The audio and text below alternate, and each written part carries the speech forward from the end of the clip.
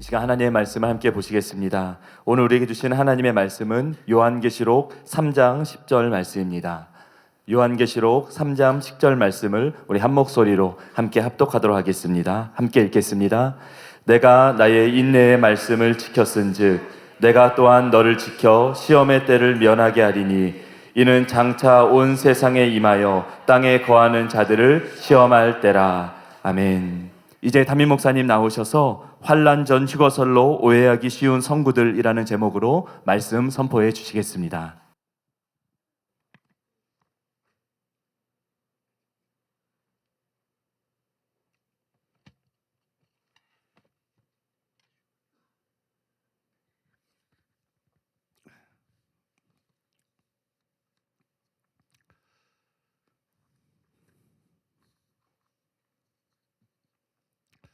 사랑하는 교회 소식지 특호가 새로 나왔는데 11년 만에 드러난 진실, 그래서 한기총의 그 연이은 결정들 그걸 중심으로 해서 그 외에도 아프리카 선교 소식이라든지 또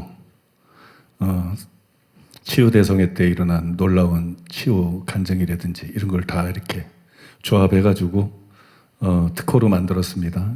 여러분 오해하고 있는 분들에게도 널리 이렇게 보내주시고 또 전도하는데도 여러분께 적극적으로 사용하시면 좋을 것 같습니다. 요즘에 요한계시록의 두 번째죠. 큰 두 번째 단락인데 요한계시록 연구의 성결 과제에 대해서 여러분하고 계속 나누고 있습니다. 첫 번째로는 불가능해 보이지만 이게 가능한 작업이라는 것을 말씀드렸고요. 두 번째로는 환난 후 휴거설이 옳다는 성경적인 명확한 증거에 대해서 말씀해 드렸는데, 첫째 증거는 다니엘 7장의 넷째 짐승, 그 다음에 둘째는 다니엘서 12장 1절에서 2절, 그 다음에 셋째는 종말에 대한 예수님의 가르침과 예언, 그 다음에 넷째는 사도 바울이 기록한 말세의 징조까지 말씀을 드렸습니다. 그때 이렇게 시간이 어중간해가지고 말씀드리지 않고 넘어간 게 하나 있는데 그거 말씀드리고 지난 시간까지 설명해드린 거 뒤이어서 계속해서 말씀을 나누도록 하겠습니다. 다섯 번째로 따라해 보겠습니다. 계시록을 쓴 사도 요한의 재림관. 사도 요한은 요한계시록의 저자죠. 그래서 재림에 대해서 가장 잘 아는 사도가 바로 요한입니다. 그런데 계시록 1장을 읽어보면 재림을 공중재림과 지상재림 둘로 구분하지 않고 하나로 생각했다는 사실을 발견할 수가 있습니다. 요한계시록 1장 4절로 5절. 요한은 아시아에 있는 7 교회에 편지하노니 이제도 계시고 전에도 계셨고 장차 오시리와 그의 보좌 앞에 있는 7 영과 또 충성된 증인으로 죽은 자들 가운데서 먼저 나시고 땅의 임금들의 머리가 되신 예수 그리스도로 말미암아 은혜와 평강이 너희에게 있기를 원하노라. 읽어드린 말씀에 보면 장차 오시리 이런 말씀이 있는데 이게 계시록에 나오는 재림에 대한 첫 번째 언급입니다. 이걸 언급하고 난 다음에 요한이 계속해서 그리스도를 통해서 받은 구원에 대해서 설명을 했습니다. 요한계시록 1장 5절로 6절. 우리를 사랑하사 그의 피로 우리 죄에서 우리를 해방하시고 그의 아버지 하나님을 위하여 우리를 나라와 제사장으로 삼으신 그에게 영광과 능력이 세세토록 있기를 원하노라. 아멘. 그 후에 다시 재림에 대해서 언급을 했는데 이렇게 말했어요. 계시록 1장 7절에 보니까 볼지어다 그가 구름을 타고 오시리라. 각 사람의 눈이 그를 보겠고 그를 찌른 자들도 볼 것이요 땅에 있는 모든 족속이 그로 말미암아 애고가리니 그러하리라. 아멘. 이렇게 나와 있어요. 이 누가 봐도 상식적으로 재림이죠. 누가 봐도 상식적으로 재림인데, 근데 요한계시록의 권위자로 알려져 있는 모 교수님은 이게 재림이 아니다 그렇게 주장하고 있어요. 이게 상시적인 예수님의 방문이다. 한마디로 그건 해석이 아니라 엉터리예요. 성경의 다른 부분에 무지했기 때문에 그게 해결이 안 되니까 이 학자들이 이런 말도 안 되는 평신도도 안 하는 실수를 하는 거기 때문에, 그래서 제가 요새 요한계시록 해석이 엉터리라고 말하는 거예요. 권위자라는 사람이 이런 말도 안 되는 걸 해석이라고 말을 하고 있고, 그건 성경 해석입니까? 성경 파괴지. 그건 성경 해석이 아니라 성경 파괴로밖에 볼 수 없어요. 방금 전 읽어드린 말씀 보면 이게 이게 공중재림입니까? 공중재림이 아니죠. 왜냐하면 땅에 있는 모든 족속이 애고가리라 이렇게 나와 있어요. 이 말씀을 볼 때 이건 공중재림이 아니라 지상재림입니다. 이처럼 요한은 계시록 서두에서부터 공중재림 없이 바로 지상재림에 대해서 말을 했습니다. 왜냐하면 재림이 하나뿐이기 때문이에요. 공중재림이라는 건 없어요. 재림은 공중에 오셨다가 지상으로 바로 오는 이 재림이 하나뿐이기 때문에 그런 것이에요. 만약에 재림이 둘이라면 5절과 6절에서 구원을 말하고 그 다음에 7절에서 바로 지상 재림에 대해서 말할 리가 없죠. 구원받은 성도를 앞에서 말했으면 공중 재림이 있다면 그 다음에 당연히 공중 재림을 말할 것이고 또 그때 들림 받는 성도들에 대해서 말할 것인데 계시록 1장에서부터 지상 재림에 대해서만 딱 말씀하고 있는 것을 볼 때 이것은 사도 요한이 재림을 공중 재림과 지상 재림으로 그렇게 이해한 것이 아니고 지상 재림 하나로 이해했다는 증거가 되기 때문에 환난 전 휴거설은 허구라는 거예요. 환난 전 휴거설은 허구고 통과설이 진리다. 그걸 여러분 우리가 다시 한번 확인할 수가 있습니다. 이제 세 번째로 따라해 보겠습니다. 환난 전 휴거설로 오해하기 쉬운 성구와 반론들. 이게 제가 좀 순서를 바꿔서 여러분들에게 설명해 드렸기 때문에 좀 헷갈리실지도 모르겠는데 지난 시간에 여러분들에게 2시간에 걸쳐서 자세히 설명해 드렸어요. 휴거의 대표적인 성경 구절로 알려져 있는 데살로니가전서 4장 17절, 18절에 대해서 김서인 교수님 같은 세계적인 학자들도 성도들이 휴거가 돼서 공중으로 이끌려 올라가는데 그 이후에 위로 올라가는지 아래로 내려가는지 잘 모르겠다. 판단하기 어렵다. 그렇게 말했는데 길성남 교수님 같은 분은 당연히 아래로 내려오는 것이다. 그렇게 시원하게 또 얘기를 하셨어요. 그러면 왜 김서인 교수님 같은 이런 탁월한 신학자가 세계적인 신학자가 여기에 대해서 혼란을 느끼느냐? 그거는 여러분 대부분의 목회자들 그다음에 대부분의 신학자들도 가지고 있는 고정관념 때문이에요. 보좌는 하늘에 있다 이런 고정관념. 그것 때문에 다니엘서 7장 13절을 잘못 해석했기 때문에 이런 결과가 나오는 것이고 두 번째로 천국은 하늘에 있다 이런 고정관념이 천국은 당연히 하늘에 있지만 그 천국이 영원히 하늘에 있는 것은 아닌데 결국은 새 예루살렘 성이 땅에 내려오고 하나님이 새 하늘과 새 땅을 만드시고 하나님 보좌도 거기도 내려오고 우리가 살 영원한 천국은 결국 땅에 임하게 됩니다. 믿습니까? 그게 성경이 말하고 있는 명백한 진리인데 거기에 충분히 주의하지 않았기 때문에 그런 오해를 한 것이에요. 그걸 여러분들에게 지난주에 설명해 드렸고요. 그 전에 오늘 설명해 드리는 거를 설명해 드려야 되는데 이게 시간 타임이 맞지 않아 가지고 오늘 설교가 좀 짧습니다. 오늘 설교가 좀 짧아요. 그래서 다른 것부터 여러분들에게 말씀을 드렸어요. 그래서 오늘 여러분들에게 설명해 드리는 거 끝나고 나면 아마도 다음 주가 이 두 번째 큰 단락의 마지막일 것 같아요. 제가 알기로는. 맞나? 그 원고를 제가 정확하게 확인을 못했기 때문에 다음 주에는 굉장히 많은 사람들이 관심을 갖고 있는 내용인데 바울이 뭐라고 말했냐면 평안하다 안전하다 할 그때 예수님이 오실 거라고 그랬어요.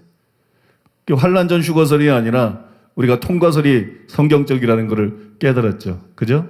통과설이 성경적이라는 것은 명백한 사실인데 어떻게 대환란이 있고 난 다음에 예수님이 재림을 하시는데 평안하다 안전하다 할 때 예수님이 오신다고 말할 수가 있는가? 이런 강한 의문이 생깁니다. 그래서 그것 때문에 환난 전 휴거설이 옳다 그렇게 착각하는 사람들이 굉장히 많은데 다음 시간에는 거기에 대해서 성경적으로 자세하게 여러분들에게 설명해 드릴 것인데 굉장히 흥미로운 시간이 될 줄로 믿습니다. 다음 시간에 1시간에 아마 설명이 다 가능하면 거기까지 가고 1시간에 설명이 다 불가능하면 한 타임 더 있고 그 다음 시간에는 이제 세 번째 단락으로 큰 단락으로 넘어가서 실제로 요한계시록의 구조를 알면 요한계시록이 다 이해가 되기 때문에 요한계시록의 구조를 실제로 알아보는 그 요한계시록을 실제로 이제 들어가는 그런 시간들이라서 점점 흥미진진한 시간이 될 줄로 믿습니다. 자, 오늘은 그 전에 못 설명해 드린 것을 먼저 설명해 드리겠는데요. 첫 번째로 따라해 보겠습니다. 히브리서 9장 28절. 이와 같이 그리스도도 많은 사람의 죄를 담당하시려고 단번에 들이신 바 되셨고 구원에 이르게 하기 위하여 죄와 상관없이 자기를 바라는 자들에게 두 번째 나타나시리라. 이게 성경 번역이 몇 번째인지 모르겠는데 전에 개역 성경도 있었고 지금 이제 개역 개정 성경도 나왔잖아요. 그런데 아직까지 이런 번역이 있다는 게 참 이해가 안 가는 걸 넘어서서 좀 분노할 일인 것 같아요. 성경을 왜 이런 식으로 번역하는가? 도대체 사람들이 알아들을 수 있게 번역을 해야지 사람들이 오해하기 딱 쉽게 이렇게 잘못 번역을 했어요. 성경 번역자들이 이 구절을 너무 오해하기 쉽게 번역을 했는데 그래서 저도 이 번역이 잘못된 탓에 뭐 읽으면 그렇게 보이니까 제가 오래전에 환란전 휴거설이 옳다고 믿었을 때에는 이 구절을 환란전 휴거설의 근거라고 그렇게 착각을 했어요. 이 말씀을 보니까 환란전 휴거설이 맞다. 제가 그렇게 생각을 했었어요. 이 구절은 마치 예수님이 죄와 상관이 없이 자기를 바라는 자들에게 두 번째 나타나시리라 이렇게 말하고 있는 것처럼 보여요. 그래서 죄와 상관없는 삶을 살아야 된다. 그래야 주님이 재림하실 때 버림받지 않고 들림받을 수가 있다. 뭐 이렇게 생각하게 만듭니다. 그러나 여러분 중에 아는 분들도 많이 있겠지만 여기 나오는 죄와 상관없이 이 죄와 상관없이는 자기를 바라는 자들을 수식하는 게 아니라 그리스도를 수식하는 거예요. 예수님이 첫 번째 세상에 오셨을 때 초림 때에는 죄와 상관이 있게 오셨습니다. 속죄제물이 되려고 오셨기 때문에 죄와 상관이 있게 오셨어요. 그러나 다시 오실 때 재림하실 때에는 죄와 상관이 없게 오세요. 그러니까 속죄제물이 되려고 오는 게 아니다. 죄인들을 위해서 죽으려고 예수님이 다시 오시는 게 아니라는 거예요. 믿는 사람들을 궁극적인 구원에 이르게 하기 위해서, 믿는 사람들을 영원히 구원하기 위해서 그래서 예수님께서 오시는 거예요. 여러분 이 구절은 바로 그것을 말하고 있습니다. 이 구절의 의미가 실제로 그거라는 것은 다른 번역본들에 잘 나타나 있어요. 먼저 표준 세번역 성경을 보면 오해하지 않게 쉼표를 집어넣었습니다. 이와 같이 그리스도께서도 많은 사람의 죄를 짊어지시려고 단 한 번 자기 몸을 제물로 바치셨고 두 번째로는 죄와 상관없이 그리고 쉼표를 집어넣었죠. 그죠? 죄와 상관없이 이게 자기를 바라는 자들에 대한 얘기가 아니다. 그걸 알 수 있도록 쉼표를 집어넣고 자기를 기다리는 사람들에게 나타나셔서 구원하실 것입니다. 그러니까 죄와 상관없이 나타나는 것은 예수님이라는 거예요. 예수님이 죄와 상관없이 나타난다는 것이지 뭐 신자들이 죄와 상관없이 지금 기다리고 있다. 그걸 말하는 건 아니라는 것입니다. 그 다음에 공동번역 성경은 보다 확실하게 이렇게 번역을 했습니다. 그리스도께서도 단 한 번 당신 자신을 제물로 바치셨습니다. 그러나 많은 사람의 죄를 없애주셨고 다시 나타나실 때에는 인간의 죄 때문에 다시 희생제물이 되시는 일이 없이 당신을 갈망하고 있는 사람들에게 구원을 가져다 주실 것입니다. 제가 성경 해석하고 설교하다 보면 가끔 어이가 없는 게 공동번역 성경이 개신교 성경보다 잘 번역된 데가 너무 많다. 뭐 다니엘 71회를 우리가 해석할 때도 그걸 확인했잖아요. 그런 경우들이 많아요. 다 그런 거는 물론 아니겠지만 그런 거 많아요. 왜 이런 식으로 성경을 번역했는가? 뭐 학자들은 도대체 뭐 했는가? 왜 이렇게 엉성하게, 왜 이렇게 오해하기 쉽게 이렇게 오차구니 없이 성경을 번역한 부분들이 많은가? 이해가 안 가다 못하 좀 분노심이 생기는 것 같아요. 성경이 얼마나 중요한 책인데 이렇게 엉터리로 번역을 했나? 뭐 그런 생각이 듭니다. 또 현대인의 성경도 읽는 사람들이 오해하지 않도록 다음과 같이 잘 번역을 했습니다. 이와 같이 그리스도께서도 많은 사람의 죄를 없애려고 단번에 희생의 제물이 되셨습니다. 그리고 다시 오실 때에는 죄를 위해서가 아니라, 그죠? 죄를 위해서가 아니라 자기를 기다리는 사람들에게 구원을 주시기 위해서 두 번째 나타나실 것입니다. 이렇게.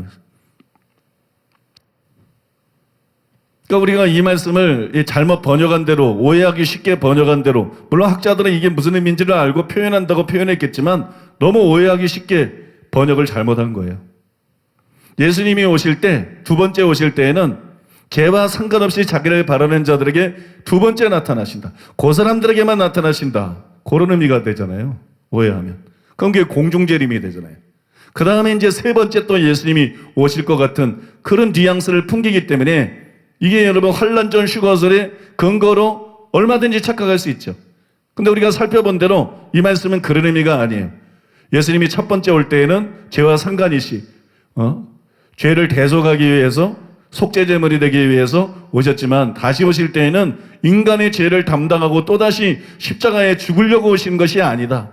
믿는 사람들을 영원한 구원으로 인도하기 위해서 오시는 것이다. 구원을 완성하기 위해서 오시는 것이다. 그런 말씀이에요. 그러니까 이 말씀을 이해하고 나면 이 말씀은 환란전 휴거설하고는 완전히 무관하죠.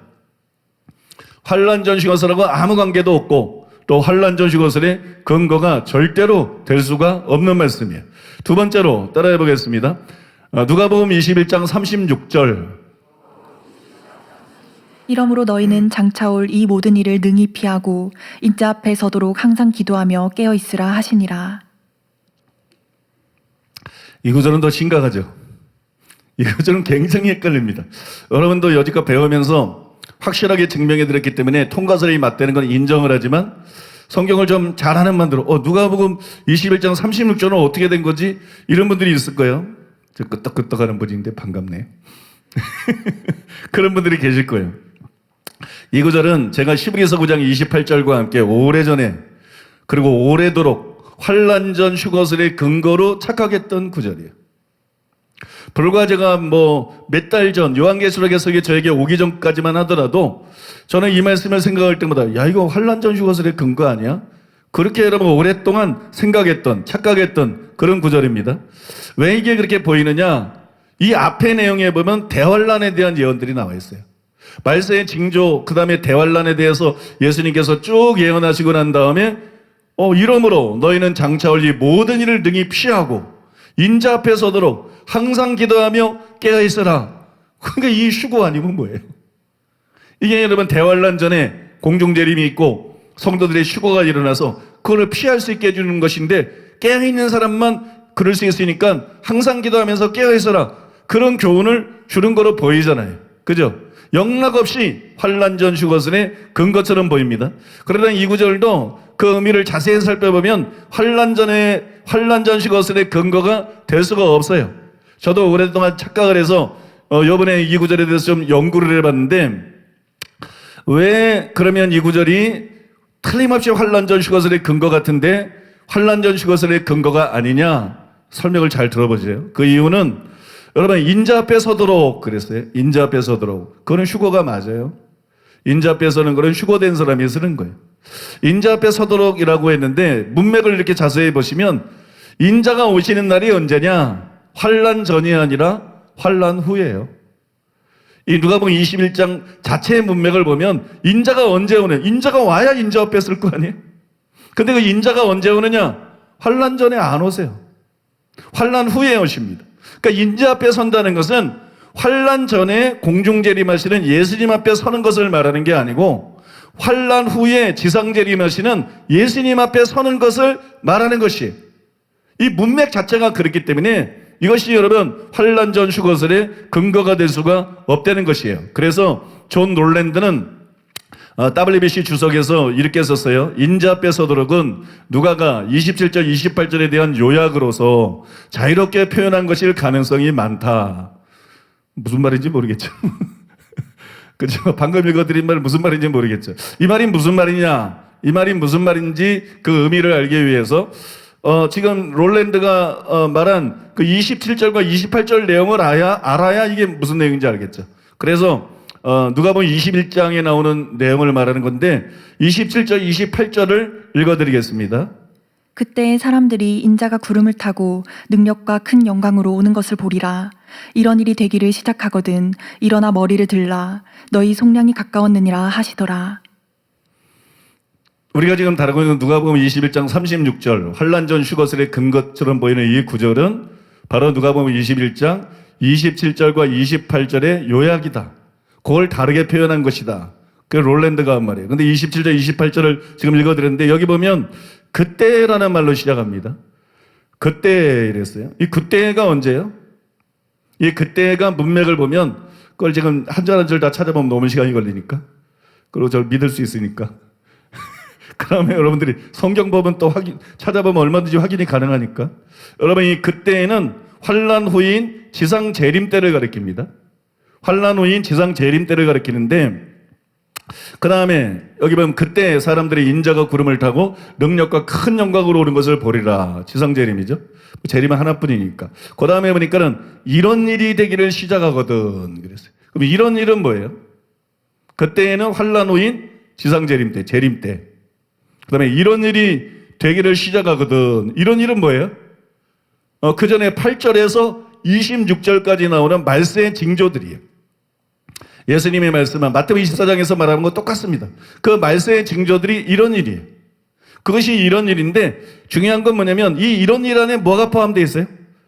이런 일 안에 포함되어 있는 게 대환란이라는 거예요. 이런 일 안에 대환란이 들어가 있어요.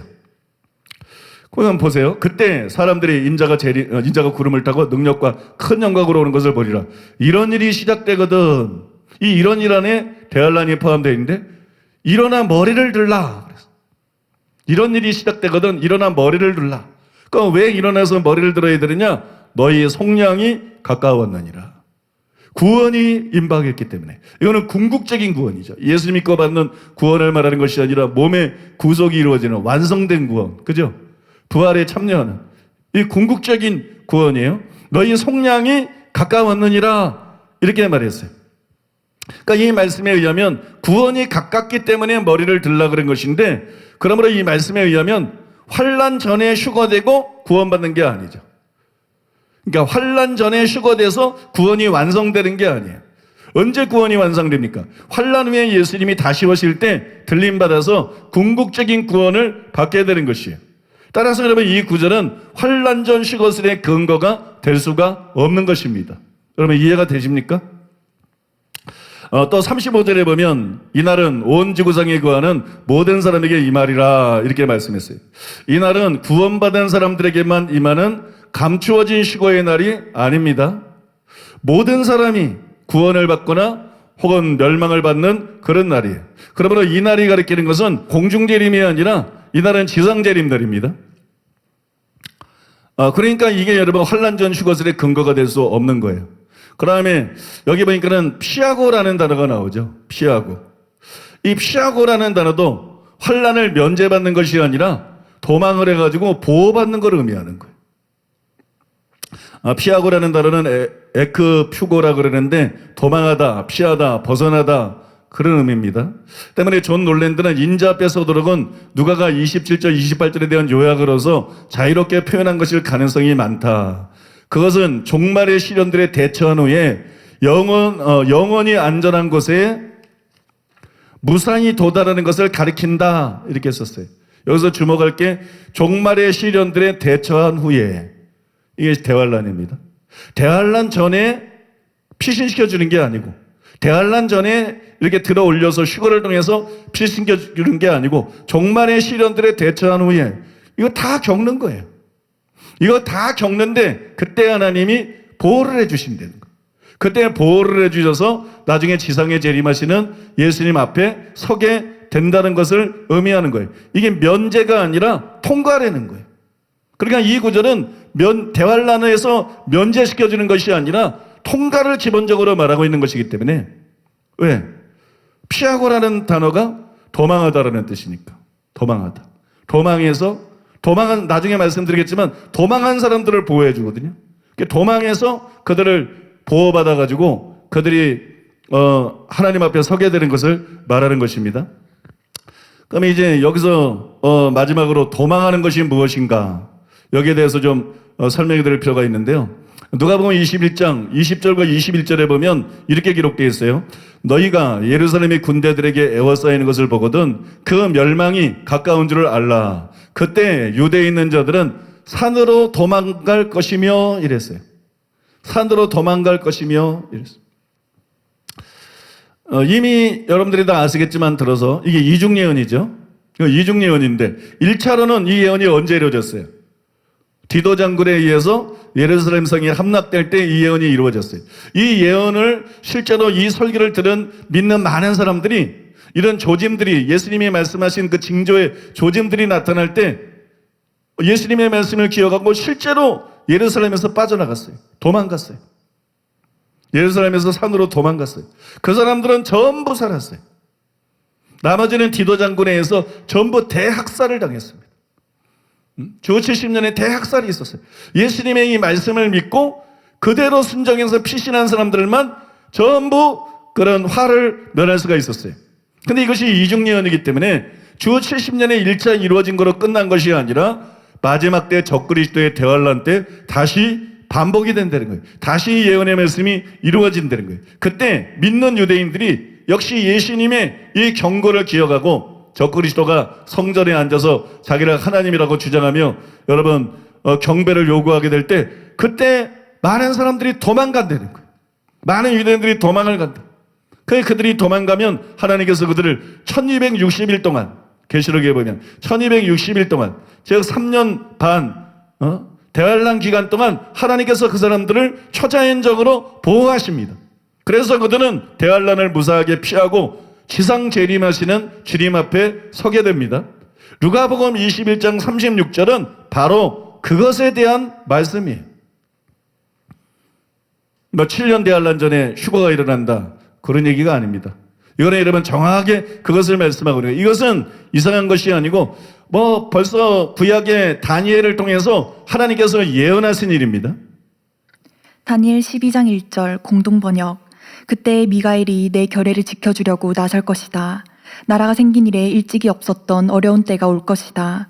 그런 때라도 내 결례 중에서 이 책에 기록된 사람만은 난을 면할 것이다. 보세요 여러분. 여기 보니까 대환란에 대한 얘기예요. 이 다니엘서 12장 1절도 대환란에 대한 예언인데 근데 여기에 뭐라 그랬어요? 내 결례 중에서 이 책에 기록된 사람만은 난을 면할 것이다. 이렇게 돼 있죠. 그죠? 그 다음에 세번역 성경입니다. 그때 너의 백성을 지키는 위대한 천사장 미가엘이 나타날 것이다. 그리고 나라가 생긴 뒤로 그때까지 없던 어려운 때가 올 것이다. 그러나 그때 그 책에 기록된 너의 백성은 모두 피하게 될 것이다. 여기 보니까 이제 더 자세하게 나오죠. 피하게 될 것이다. 모두 피하게 될 것이다. 지금까지 말해온 그대로잖아요. 이것도 여러분 한국어 성경은 잘못 번역했어요. 생명책에 기록된 자는 모두 구원을 얻으리라 이런 식으로 돼 있어요. 구원을 얻는다 그러니까 사람들이 무슨 뜻인지 이해를 못해. 그래서 학자들 중에 많은 사람들이 후 3년반은 유대인들이 박해를 받는 기간일 뿐만 아니라 유대인들이 구원받는 기간이다 이렇게 잘못 해석하게 되는 거예요. 그냥 성경 번역을 잘못 해놓으니까. 학자들도 그냥 잘못 해석하는 사람들이 있는 거예요. 근데 여기서 한글 개역 개정에 나와 있는 것처럼 구원받는 데는 우리가 생각하는 그런 구원이 아니고 이거는 피하게 되는 걸 말하는 거예요. 도망해가지고 피해서 그런 환난을 면하는 그걸 말하는 것이지 우리가 생각하는 그런 구원을 말하는 게 아니에요. 그래서 참 번역에 문제가 있는 게 많아요. 그냥 한글 성경만 읽어가지고는 성경이 뭘 말하는지 알 수 없는 그런 것들이 그 곳곳에 덜어덜어 있습니다. 또 이거는 다니엘서에 예언되어 있을 뿐만이 아니라 요한계시록에도 예언이 되어 있는 사건입니다. 요한계시록 12장 1절로 6절. 하늘에 큰 이적이 보이니 해를 옷 입은 한 여자가 있는데 그 발 아래에는 달이 있고 그 머리에는 12별의 관을 썼더라. 이 여자가 아이를 베어 해산하게 되매 아파서 애를 쓰며 부르짖더라. 용이 해산하려는 여자 앞에서 그가 해산하면 그 아이를 삼키고자 하더니 여자가 아들을 낳으니 이는 장차 철장으로 만국을 다스릴 남자라. 그 아이를 하나님 앞과 그 보좌 앞으로 올려가더라. 그 여자가 광야로 도망하매 거기서 1260일 동안 그를 양육하기 위하여 하나님께서 예비하신 곳이 있더라. 이 여자를 많은 학자들이 교회로 해석하는데 그렇지 않습니다. 나중에 자세히 설명해 드리겠습니다. 이거는 믿는 유대인들을 말하는 거예요.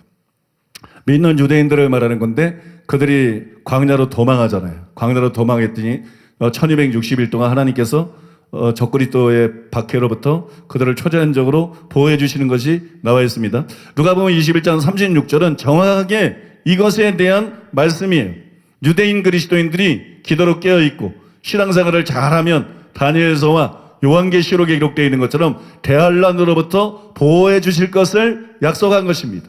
물론 우리에게도 어느 정도 해당은 되는 말씀이에요. 우리도 깨어 있어야 됩니다. 깨어 있어서 그날을 기다려야 됩니다. 아무튼 이것은 1차적으로 유대인 그리스도인들에게 대한 말씀이고, 다니엘서와 요한계시록에 인용해 드린 것처럼 예언되어 있는 그 사건에 대해서 말한 것이 그런 사람들을 대환란으로부터 보호해 줄 것에 대한 약속입니다. 그러니까 이 구절 역시 환란 전 휴거설의 근거가 아니라는 거예요. 우리가 그냥 그 구절만 딱 읽으면 환란 전 휴거설의 근거처럼 영락없이 보이지만, 이 구절을 꼼꼼히 문맥에 의해서 추적해보고 자세히 해석해보면 환란 전 휴거설하고는 완전히 반대 얘기라고 하는 거예요. 통과설에 대해서 이야기하고 있는 구절인 것입니다. 자, 마지막 세 번째로 한번 따라해 보겠습니다. 요한계시록 3장 10절. 내가 나의 인내의 말씀을 지켰은즉 내가 또한 너를 지켜 시험의 때를 면하게 하리니 이는 장차 온 세상에 임하여 땅에 거하는 자들을 시험할 때라. 리차드 브룩스는 이 구절에 시험의 때라고 나오잖아요. 시험의 때를 면하게 하리니. 이 시험의 때에 대해서 이 같은 핍박은 세상에서 늘 반복되어 왔습니다. 10절의 경고는 구체적이면서도 일반적입니다. 이렇게 말했어요. 그러니까 이 시험의 때가 일반적인 시험이다. 언제든지 닥칠 수 있는 어느 시대 성도들이 겪을 수 있는 그런 일반적인 시험이다. 그렇게 여러분 해석을 한 거예요. 그러나 그 해석이 맞는 것 같지는 않아요. 왜냐하면 여기에서 이 시험은 온 세상에 임한다 그랬어요. 온 세상에 임하는 시험이에요. 그게 전 세계적인 것입니다. 국제적인 게 아니라 전 세계적인 것이고, 그 11절에 보니까는 내가 속히 오리니 바로 그 말씀이 붙어 있어요. 즉 이 시험의 때가 언제 일어나느냐, 그때가 언제 오느냐, 그건 종말의 때에 일어난다는 거예요. 종말의 때 온 세상에 임하는 그런 시험의 때가 온다는 거예요. 그러니까 이거는 일반적인 시험이 분명히 아닙니다. 그래서 일반적으로 학자들은 이 시험의 때를 대환란을 지칭하는 것으로 그렇게 보는데 그게 맞습니다. 때문에 환란 전 휴거설을 믿는 사람들은 이 구절을 자기 주장의 근거로 적극 활용을 합니다. 온 세상에 임할 시험의 때, 그게 대환란인데, 여기 말씀해 보면 내가 나의 인내의 말씀을 지켰으니 내가 또한 너를 지켜 시험의 때를 면하게 하리니 이렇게 약속하고 있기 때문에, 이게 바로 환란이 오기 전에, 7년 대환란 전에 예수님이 공중에 재림하실 때 성도들을 휴거해서 그 환란으로부터 면제시켜 주겠다는 그런 의미 아니냐. 그러니까 이것은 환란 전 휴거설의 명백한 근거가 되는 구절이다. 그렇게 이해하는 거예요. 예를 들어서 존 월브드는 이 약속이 요한계시록 6장에서부터 펼쳐지는 시련의 시기를 빌라델피아 교회가 당하지 않을 것을 의미함은 분명하다. 이렇게 단정적으로 이야기를 했습니다. 근데 이와 반대로 존 스토트는 이 구절에 대해서 이렇게 말했습니다. 그들은 그의 말씀을 지켰던가? 그렇다면 그도 그들을 지킬 것이다. 그는 그들이 고난을 당하지 않게 하는 것이 아니라 그 가운데서 그들을 붙들어 줄 것이다. 존 스토트의 말은 간단합니다. 이거는 고난의 면제가 아니라 고난 중에 붙들어 주겠다는 말이다. 그러니까 환란이 오기 전에 휴거된다는 얘기가 아니라 환란 중에 하나님께서 그들을 붙들어 주고 환란 중에 하나님께서 그들을 보호해 주겠다는 얘기다. 여러분, 그랜트 오즈번도 이것을 시험의 면제로 보기보다는 시험 속의 보호로 보는 견해가 더 적합하다. 그렇게 쓰고 있습니다. 그러니까 견해가 두 가지예요. 견해가 두 가지인데 계시록 3장 10절에 대해서 두 가지 해석이 있는데, 이거는 면제다. 환란의 면제다. 그러니까 대환란이 오기 전에 휴거돼서 환란에서 완전히 벗어나는 걸 의미한다. 또 하나는 이 환란의 면제가 아니라 환란 속에서 보호해 준다는 얘기다. 환란은 통과하지만 환란 속에서 보호해 주는 것이다. 여러분, 두 가지 해석인데 두 가지 해석 중에 어떤 게 맞을까요? 제가 그 답이 무엇인가를 알기 위해서 이 말씀에서 핵심이 면하게 하리니잖아요. 3장 10절에서 면하게 하리니, 이 면하게 하리니라는 단어의 원어를 찾아봤어요. 왜냐하면 제가 한국어 성경에 대한 막 의심이 생겼어요. 너무 해석을 엉터리로 내는 것들이 제법 있기 때문에, 뭐 해석을 제대로 할 수 없이 엉터리로 해석한 것들이 제법 번역하는 것들이 있어서, 그래서 제가 원어에서 어떤 답이 있지 않을까, 그래서 면하게 하리니 이 원어가 뭔가 찾아봤더니 제가 예상한 거하고 완전히 다르더라고요. 다른 사람이 예상한 거하고도 완전히 다를 거예요. 예상 밖에 면하게 하리니라는 단어가 뭐냐, 에크라는 단어인데 무슨 뜻이냐, 뭐뭐에서 뭐뭐 때부터 뭐뭐 때문에, 그런 단어예요. 근데 이게 면하게 하리라고 번역이 됐어요. 희한하죠? 그러니까 면하게 하리라는 단어가 따로 있는 게 아니고 찾아보니까 에크해. 뭐뭐에서, 뭐뭐의 때부터, 뭐뭐 때문에. 근데 이게 어떻게 면하게 하리로 번역이 됐나? 처음엔 터무니가 없더라고. 처음엔 터무니가 없는데 이게 어떻게 된 거냐면 이 단어를 환란전 휴거설 지지자들이 폴 파인버거라는 학자가 그랬던 것처럼 뭐뭇의 밖에, 뭐뭇에서 벗어나서 이런 의미로 본 거예요. 그래서 이 에크라는 단어를 이런 의미로 봐서 면하게 하리니 이렇게 번역한 거예요. 그래서 이 에크라는 단어, 엉뚱한 단어 같은데 이 단어를 면하게 하리니 그렇게 번역을 한 건데 이 에크라는 단어는 발단이나 근원을 나타내는 기본 전치사입니다. 무슨 말인지 모르겠죠? 저도 잘 몰라요. 감으로 때려잡는 건데 이 에크는 발단이나 근원을 나타내는 기본 전치사예요. 그래서 문법적으로 이런 해석이 불가능하지 않다는 거예요. 폴 파인버그가 해석한 거, 환란전 휴거설을 지지하는 사람들이 이 구절에 대해서 해석한 게 이게 가능한 해석이래요. 문법적으로는 문제가 없다. 문법적으로 가능한 해석입니다. 그럼에도 불구하고 요즘 떠오르는 신학자라고 할 수 있는 더글라스 무는 이 해석에 대해서 다음과 같이 반대를 했습니다. 이제 가장 많이 논의되어 왔던 요한계시록 3장 10절에 그리스도의 약속을 살펴보도록 하자. 내가 또한 너를 지키어 시험의 때를 면하게 하리니 이는 장차 온 세상에 임하여 땅에 거하는 자들을 시험할 때라 라는 말씀이 그것이다. 이 구절이 대환난기와 관련이 있을 수 있다. 그리고 빌라델비아 교인들이 그 환난을 피할 약속을 받고 있다는 데는 누구나 동의한다. 의문점은 어떤 방식으로 환난을 피하느냐는 것이다. 즉 환난기 전이나 중간에 휴거됨으로써인가 아니면 환난기 동안에 하나님의 특별한 보호를 받음으로써인가. 이러한 질문의 초점을 따라서 면하게 하리니에 해당하는 구문 테레소 에크가 주목을 받게 된다. 똑같은 구문이 사용되고 있는 곳으로는 요한복음 17장 15절을 들 수 있다. 내가 비옵는 것은 저희를 세상에서 데려가시기를 위함이 아니요 오직 악에 빠지지 않게 보존하시기를 위함이니이다. 이 구절은 명백히 예수께서 제자들을 사단의 힘에서 보호해 주시기를 기도하는 것이다. 비록 제자들이 계속 세상, 즉 사단의 활동 영역 안에 남아있을 것이지만 말이다. 또한 이 구절 외에 신약의 오직 세 부분에서만 보호하다라는 뜻의 테레오가 하나님 혹은 그리스도를 주체로 그리고 신자들을 객체로 삼으면서 쓰였다. 요한복음 17장 11절, 12절, 15절이 바로 그 부분이다. 그런데 이 구절들은 한결같이 영적인 보호에 초점이 맞춰져 있다. 이상과 같은 점을 염두에 둘 때 요한계시록 3장 10절의 내용도 그리스도께서 빌라델비아 교인들에게 환난 시에 영적인 보호를 약속하는 것으로 읽는 것이 타당할 것 같다. 이렇게 해석할 때 에크는 요한복음 17장 15절에서와 같이 구별을 의미하는 뜻으로서만 읽게 된다. 따라서 이런 경우에 영적인 보호는 육체적으로 이 세상을 벗어나는 것으로 해석되어야 할 아무런 이유가 없다. 여기 더글라스 무의 해석은 설명은 그런 겁니다. 요한계시록 3장 10절에 나오는 것과 같은 용례를 찾는 거예요. 같은 용례를 성경에서 찾은 것인데 그게 요한복음 17장 15절이에요. 내가 비옵는 것은 저희를 세상에서 데려가기를 위함이 아니요 오직 악에 빠지지 않게 보존하시기를 위함이니이다. 근데 이게 세상에서 완전히 빼내는 게 아니고 세상에 살지만 악에 빠지지 않게 보호하는 것을 말하는 것이거든요. 그러니까 계시록 3장 10절에서도 똑같다는 거예요. 계시록 3장 10절에서도 면하게 하리니 이 단어가 그 환난 전에 완전히 빼내는 것을 말하는 것이 아니라 환난을 통과하지만 주님이 보호해 주시는 것을 의미하는 것이다. 이게 더글라스 무의 주장인데 이것만 가지고는 완전히 해결이 안 되죠. 그죠? 이것만 가지고는 완전히 답이 안 돼요.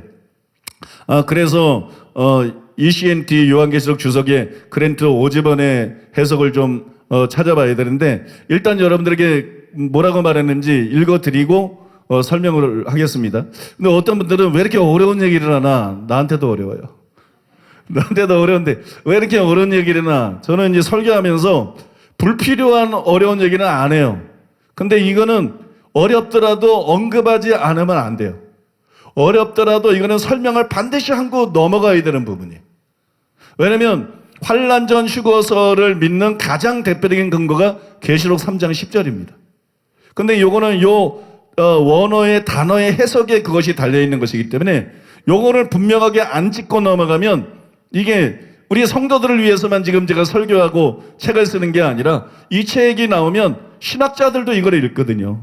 그 다음에 목회자들도 이걸 읽거든요. 근데 그 문제에 대해서 분명하게 해결을 해놓지 않으면 여러분 물거품이 되기 때문에 요거는 좀 어렵더라도 요거는 반드시 설명하고 넘어가야 돼요. 그리고 이거는 뭐 다르게 쉽게 설명할 방법이 없어요. 이 원어와 문법을 자세하게 따지는 것 외에는 방법이 없기 때문에 이렇게 설명을 하는 거로 해서 오늘 뭐 요거 지나고 나면 그렇게 어려운 부분은 없어요. 요 고비만 남기면 된다. 요 고비만 남기면 된다. 뭐 그런 생각으로 한번 들어보시기 바랍니다. 그리스도에 대한 충성에 따라 빌라델비아 교회 교인들은 이제 그리스도에게서 결정적인 약속을 받는다. 내가 지킬 것이다라는 뜻의 동사 테레소는 첫 번째 절의 동사를 반복하는 것이지만 논란은 그것이 어떤 것으로부터 보호하다인지 아니면 어떤 것으로부터 면하게 하다인지의 여부에 있고 대답의 핵심은 에크의 의미에 달려 있다. 많은 학자들이 이것을 요한복음 17장 15절에 내가 비옵는 것은 그들을 세상에서 데려가시기를 위함이 아니요 다만 악에 빠지지 않게 보전하시기를 위함이니이다와 연관시킨다. 건드리는 에크는 시험 안에서의 보호를 의미하는 2차 의미를 갖고 있다고 주장한다. 이 의미에 따르면 그 말은 시험으로부터의 면제가 아니라 시험의 와중에서의 보호를 함축하고 있다. 그러나 다른 학자들은 요한복음 17장 15절은 다른 배경을 갖고 있고 전치사가 반드시 2차 의미를 가질 필요는 없으며 세상으로부터 벗어나는 보호의 의미를 가질 수도 있다고 주장한다. 언어로 보아서는 두 해석이 모두 가능하다고 간주되어야 하고 따라서 문맥에 따라 어느 것이 더 개연성이 큰지 가려내야 한다. 벌써 다 읽으셨군요. 지금 읽어드린 것에 대해서 핵심만 여러분들이 꼭 이해될 핵심만 간단하게 설명해 드리면 계시록 3장 10절의 원문에 보면 테레소라는 단어가 나오는데 그 단어가 무슨 단어냐면 내가 또한 너를 지켜 시험의 때를 면하게 하리니 여기 나오는 그 지켜라는 말이에요. 내가 너희를 지켜주겠다. 그게 테레소예요. 근데 예수님께서 어떻게 빌라델비 교회 성도들을 지켜주시느냐? 어떻게 지켜주시느냐? 환난에서 완전히 면제시킴으로써 지켜주시느냐? 환난을 통과하면서도 보호하면서 지켜주시느냐? 그게 관건이죠. 그게 이제 문제의 핵심인데 그게 어디에 달려있냐면 이게 이거냐 저거냐 이게 어디에 달려있냐면 그 뒤에 나오는 에크라는 단어에 달려있다는 거예요. 이 에크라는 단어에 의해서 지켜준다는 것이 환난에서 완전히 면제해 주는 건지 아니면 환난을 통과하면서 지켜주는 건지 그거 이제 달려있다는 거예요. 근데 이제 불행한 사실은 뭐냐면 이게 문법을 쫙 보면 이 문법에 의하면 두 해석이 모두 가능하다는 거예요. 이 해석도 가능하고 저 해석도 가능하다는 거예요. 그러니까 문법만 가지고는 이거를 결론을 내릴 수가 없다. 그러면 어떻게 결론을 내려야 되느냐? 문맥을 봐야 된다. 문맥. 단순히 그 단어의 문법뿐만 아니라 문맥을 봐가지고 문맥을 자세히 살펴봄으로써 어떤 것이 더 개연성이 큰지 그거를 살펴봐서 결론을 내려야 된다. 그렇게 여러분 말하고 있는 거예요. 이렇게 말하고 난 다음에 그가 문맥을 꼼꼼하게 실제로 이 학자가 따져봅니다. 그러고 난 다음에 이렇게 결론을 맺습니다. 이상의 설명에 비춰볼 때 이것을 시험의 면제로 보기보다는 오히려 시험 속에서의 보호로 보는 견해가 더 적합하다. 이렇게 결론을 내렸어요. 그러니까 이것이 환난 전 휴거선의 근거가 아니라는 거예요. 이건 역시 통과선을 말씀하고 있다는 거예요. 환난을 통과하면서 보호하는 것을 말하니까 통과선을 말하고 있는 것이다. 솔직히 여러분도 어렵지만 저도 어려워요. 저도 이런 어려운 말들은 잘 몰라요. 저는 이제 아주 복잡한 문법 그런 거 잘 몰라요. 그런 복잡한 문법 저도 잘 모르는데 그럼에도 불구하고 답이 무엇인지는 정확하게 압니다. 왜냐하면 여러분 이미 환난 전 휴거설이 비성경적이고 통과설이 옳다는 것을 여러 가지로 증명을 했잖아요. 그거는 이제 어떤 구절 때문에 바뀔 수 있는 게 아니에요. 하나님의 말씀은 전체가 진리인데 지금 이 말씀이 어떤 의미냐 그거 가지고 씨름하고 있는 거잖아요. 근데 다른 많은 구절들에서 공중재림이 있고 휴거가 있는 게 아니라 그죠? 지상재림은 한 번뿐이고 그때 성도들이 들림받고 예수님이 함께 오셔서 천년 동안 왕노릇하고 새하늘과 새 땅에 들어가서 영원히 왕노릇한다. 이거를 여러 가지를 통해서 100%, 200% 300%, 500% 확증을 했거든요. 이거는 안 바뀌어요. 다른 구절에서 안 바뀌어요. 다른 구절에서 이게 바뀌면 성경이 거짓말이 되는 거죠. 그거는 그 성경 문맥 안에서 완벽하게 끝난 문제이기 때문에. 이해가 되십니까? 그러니까 우리는 답을 이미 알고 있다는 거예요. 그리고 우리는 이미 기준을 가지고 있다는 거예요. 근데 여기 말씀에서 만약에 이 에크라는 단어가 둘 중에 하나로만 해석이 가능하다. 그러면 성경이 모순이 돼버리는 거예요. 성경이 모순이 돼버리는 건데 이 에크라는 단어가 둘 다 가능하다. 환난에서 완전히 면제시켜서 피하게 해주는 거를 그런 의미도 있고 또 하나 환난을 통과하면서 보호해주는 그런 의미도 있고 둘 다 문법적으로 해석이 가능하다. 그러면 문제가 없는 거예요. 왜 우리는 답을 알고 있습니까? 성경은 성경과 모순되지 않으니까. 성경 해석의 원칙 중에 하나는 서로 모순되지 않게 해석하는 게 원칙이기 때문에 우리가 답을 모르면 이게 맞을까 저게 맞을까 혼란을 느끼고 이게 맞을까 저게 맞을까 우리가 고민을 해야 되겠죠. 그러나 이미 우리는 답을 알고 있기 때문에 이것은 환난에서 완전히 면제해 주는 게 아니라 환난을 통과하면서 하나님이 보호해 주겠다는 의미구나. 그런 뜻이라는 것을 확신할 수가 있는 것이에요. 여러분 믿습니까? 그러니까 이 구절은 절대로 환난 전 유고선의 근거가 아니라는 거예요. 이 구절 역시 통과선을 말씀하고 있다는 거예요. 아까 두 구절을 앞서 살펴봤습니다만 이번 주 세 번째 구절까지 우리가 그 구절을 제대로 해석하지 못하고 이해하지 못했을 때에는 그냥 문자적으로 읽을 때에는 환난 전 유고선의 근거처럼 보여요. 그러나 이해하고 나면 환난 전 유고선의 근거가 아니고 그게 오히려 통과선을 말하고 있는 구절들이라는 것을 알 수가 있습니다. 그러니까 성경은 우리가 이미 증명해드린 말씀뿐만 아니라 오늘 우리가 다루고 있는 말씀도 어디에서도 환난 전 시거선을 말하고 있지 않다는 것이. 성경은 어디에서나 동일하게 통과선에 관해서 말씀하고 있다는 것이. 이게 얼마나 신기한 거예요. 목사들 중에도 또 학자들 중에도 어떤 사람은 나는 7년 대환란절에 휴거된다고 믿어. 이런 사람들이 있고 나는 전 3년반이 지나고 중간에 휴거된다고 믿어. 이런 사람이 있고 그죠?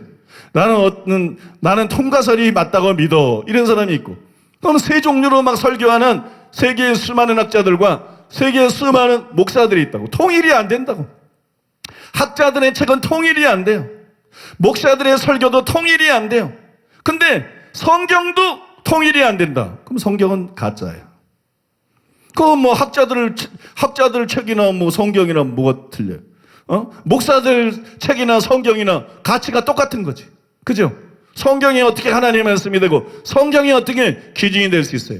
신학자들의 책은 서로 다르다는 거예요. 목사들의 책은 서로 다르다는 거예요. 동시대의 사람들도. 근데 성경 저자들의 책은 몇백 년, 몇천 년 이렇게 장구한 시간의 차이가 있고 장소도 다르고 서로 만나본 적도 없고 그죠? 그런데 차이가 하나도 없다는 거예요. 완전히 통일이 되어 있다는 거예요. 이게 하나님의 말씀이라는 증거예요. 세상의 그 어디에도 이런 책이 없어요. 제가 계시록을 해석하면서 경이감을 느끼는 거예요. 제가 계시록을 해석하면서 이 성경이 정말 하나님의 말씀이라는 걸 다시 한번 100% 확신하게 됐어요. 이게 하나님의 말씀이 아니면 이렇게 일치할 수가 없다. 다양한 사람들이 다양한 시대, 다양한 장소에서 서로 만난 적도 없는 사람들이 계시를 받아서 썼는데 이게 톱니바퀴가 맞는 것처럼 이렇게 일치하는 것은 불가능하다. 이거는 인간으로서는 완전히 불가능하다. 그래서 여러분 성경은 절대적인 하나님의 말씀인 걸 믿으시기 바랍니다. 그리고 성경을 오해했을 때는 교수들의 설명이 다를 수 있고 목사들의 해석들이 다를 수 있지만 성경을 제대로 해석하면 여러분 다를 수가 없는 것이에요. 믿습니까? 성경을 제대로 이해하면 모든 구절들이 원만히 이해가 되면서 이 구절은 다른 걸 얘기하고 이 구절은 다른 얘기하는 것이 아니라 다 동일한 얘기를 하는 것입니다. 한 목소리를 내는 것입니다. 그때 여러분 비로소 성경이 제대로 해석이 된 것이에요. 그래서 자기 주장이 옳다 이 얘기만 하는 사람은 믿으면 안 돼. 반론에 대해서 전부 답변할 수 있어야 그게 진짜예요. 반론에 대해서 이게 이렇게 보이지만 이건 이런 의미가 아니야. 어거지를 쓰는 게 아니라 문맥을 통해서 성경을 통해서 합리적인 설명을 통해서 제대로 설명할 수 있는 사람만 성경을 제대로 이해한 거예요. 그 전까지는 성경을 제대로 이해하지 못하고 여러 가지 견해 중에서 그냥 자기의 짧은 생각으로 한 가지를 채택한 것이. 그래서 그냥 주장하고 있을 뿐인 것이. 저는 설교를 할 때 또 어떤 주제를 다룰 때 설명만 하지 않아요. 반드시 반론들을 예상합니다. 예상되는 모든 반론들을 생각해 봐가지고 그 반론에 대해서 내가 답할 수 없으면 설교하지 않아요. 내가 그 반론에 대해서 답할 수 없으면 이건 내 견해일 뿐이다. 이건 내 견해일 수는 있어도 이게 진리일 수는 없다. 그럼 목사가 진리를 전해야지 견해를 전하면 되겠어요? 그러니까 반론들에 대해서 전부 예상해가지고 그 반론들을 갖다가 다 뒤집을 수 있고 성경으로 설명할 수 있다. 그때 돼야 내가 이 구절을 이해했구나. 이 구절을 이제 제대로 깨달았구나. 이 성경이 말하는 진리구나. 그러면 여러분 강하게 얘기하는 거예요. 그때는 학자들이 딴소리를 하든 유명한 목사들이 딴소리 하든 그건 니들이 무식해서 그런 거고, 그건 니들이 하나만 알고 둘은 몰라서 그러는 거고, 이게 맞아. 이게 성경이 말하는 거야. 이게 진리야. 그래서 여러분 그렇게 분별해서 전하는 것에 저는 누구한테도 타협하지 않아요. 목숨을 내거는 거예요. 목숨을 내거는 거. 그게 여러분 바른 해석이라는 것을 여러분들이 믿으시기를 바랍니다. 좀 어렵나요? 그래도 일단 너무 어려운 얘기는 못해. 내가 이해를 못하거든. 나는 아주 단순한 사람이 돼서 너무 어려운 얘기는 이해를 못해. 여러분이 참 복 있는 사람이에요. 내가 머리가 너무 좋았으면 너무 어려운 얘기라면 맞는 얘기인데 맞는 얘기 뭐예요? 알아들을 수가 있어야지.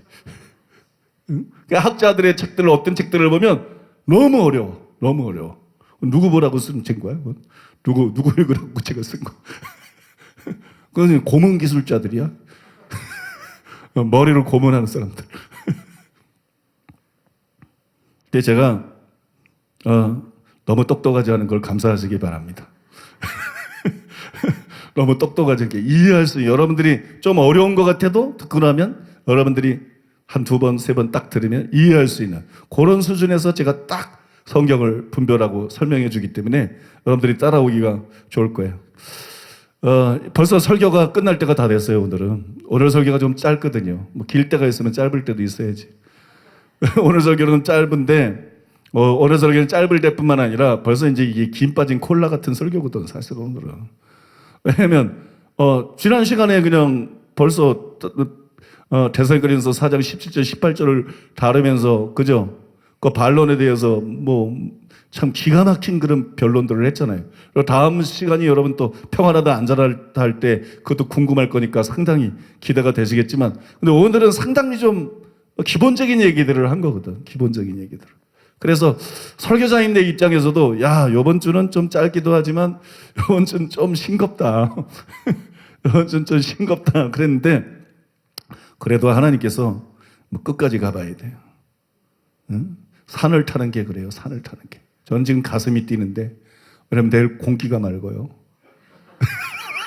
내일 공기가 맑고 지금 이제 산삼이 슬슬 고개를 들고 나올 때, 다음 주쯤 되면 내가 볼 때는 내일쯤 되면 산삼이 한 절반 정도 고개를 들고 나왔을 거예요. 3분의 1에서 절반 정도. 한 주나 두 주가 더 있어야 산삼들이 고개를 싹 들고 이제 모습이 나. 그래서 이제 다음 주부터 이제 산삼을 슬슬 만날 때야.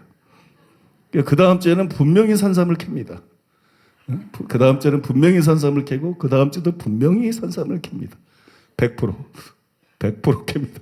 근데 다음 주도 산삼을 볼 확률이 50%가 넘습니다.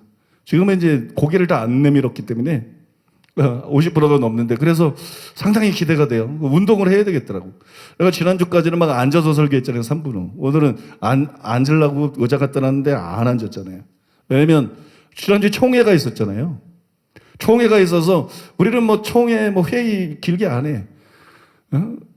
서로 할 말이 별로 없어. 다 순리대로 해나가기 때문에 불만도 없고 총회 할 얘기가 없어. 안건 토의 그러면 없습니다. 폐해를 동의합니다. 제차합니다. 끝이야.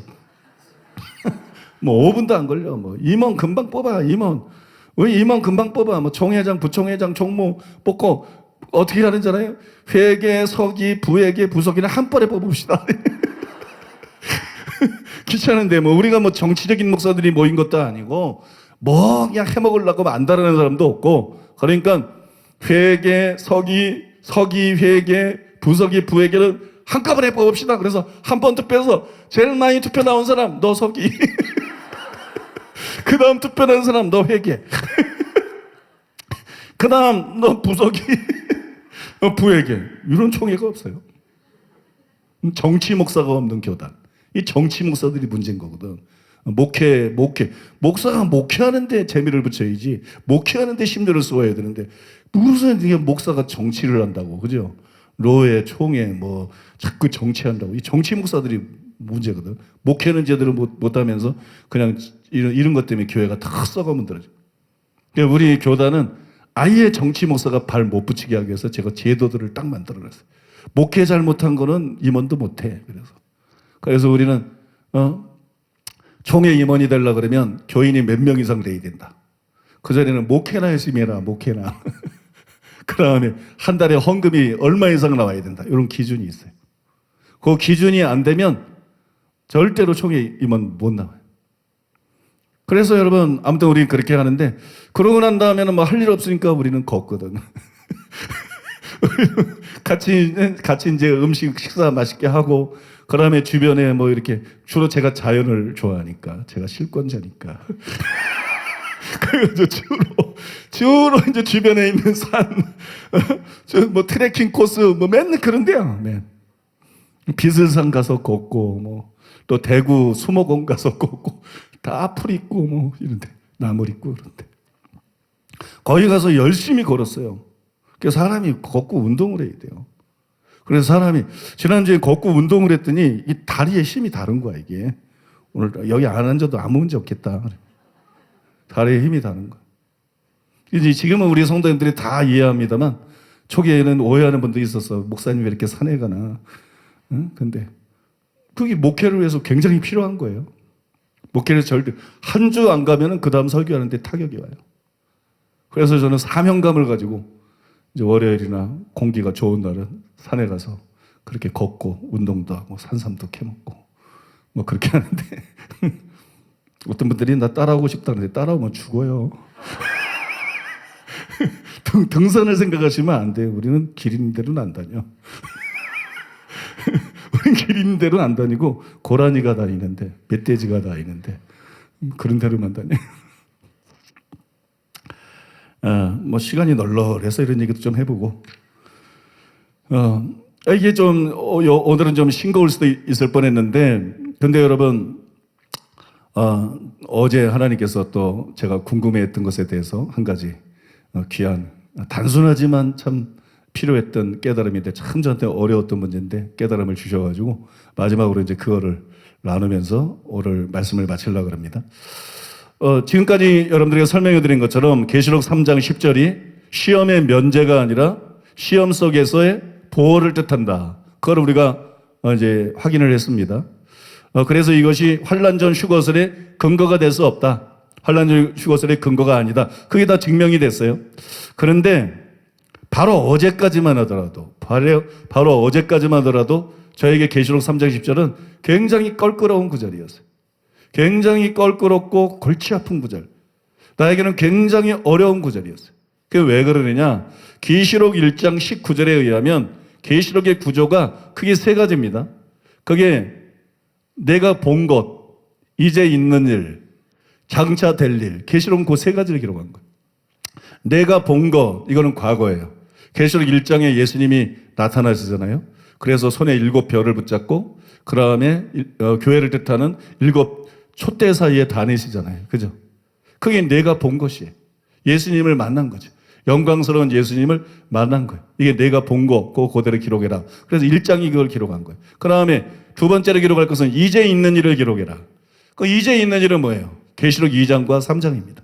계시록 2장과 3장에 나온 7교회는 그 당시 실제로 존재했던 교회지. 미래 얘기가 아니잖아요. 그죠? 그리고 그들의 실제에 대해서 칭찬도 하고 책망도 하고 막 그들에게 약속도 하고, 이게 이제 있는 일이에요. 이제 있는 일. 그죠?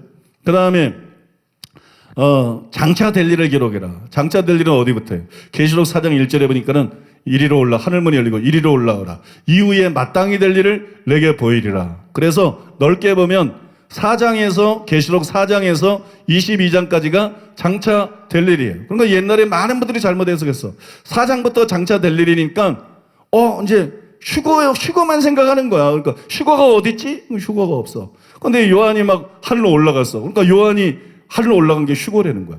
그 말도 안 되는 거거든. 조영기 목사님도 그렇게 해석하고 옛날에 다수가 그렇게 해석했어요. 그건 완전히 엉터리입니다. 완전히 엉터리. 왜 그래요?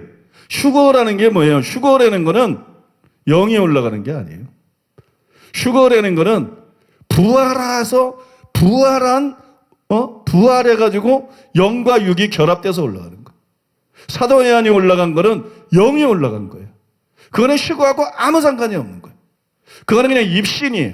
계시를 받기 위해서 입신한 것이지 휴거가 아니에요. 근데 여러분 휴거가 없으니까 요한이 올라간 걸 휴거라고 막 억지 해석들을 했더라고.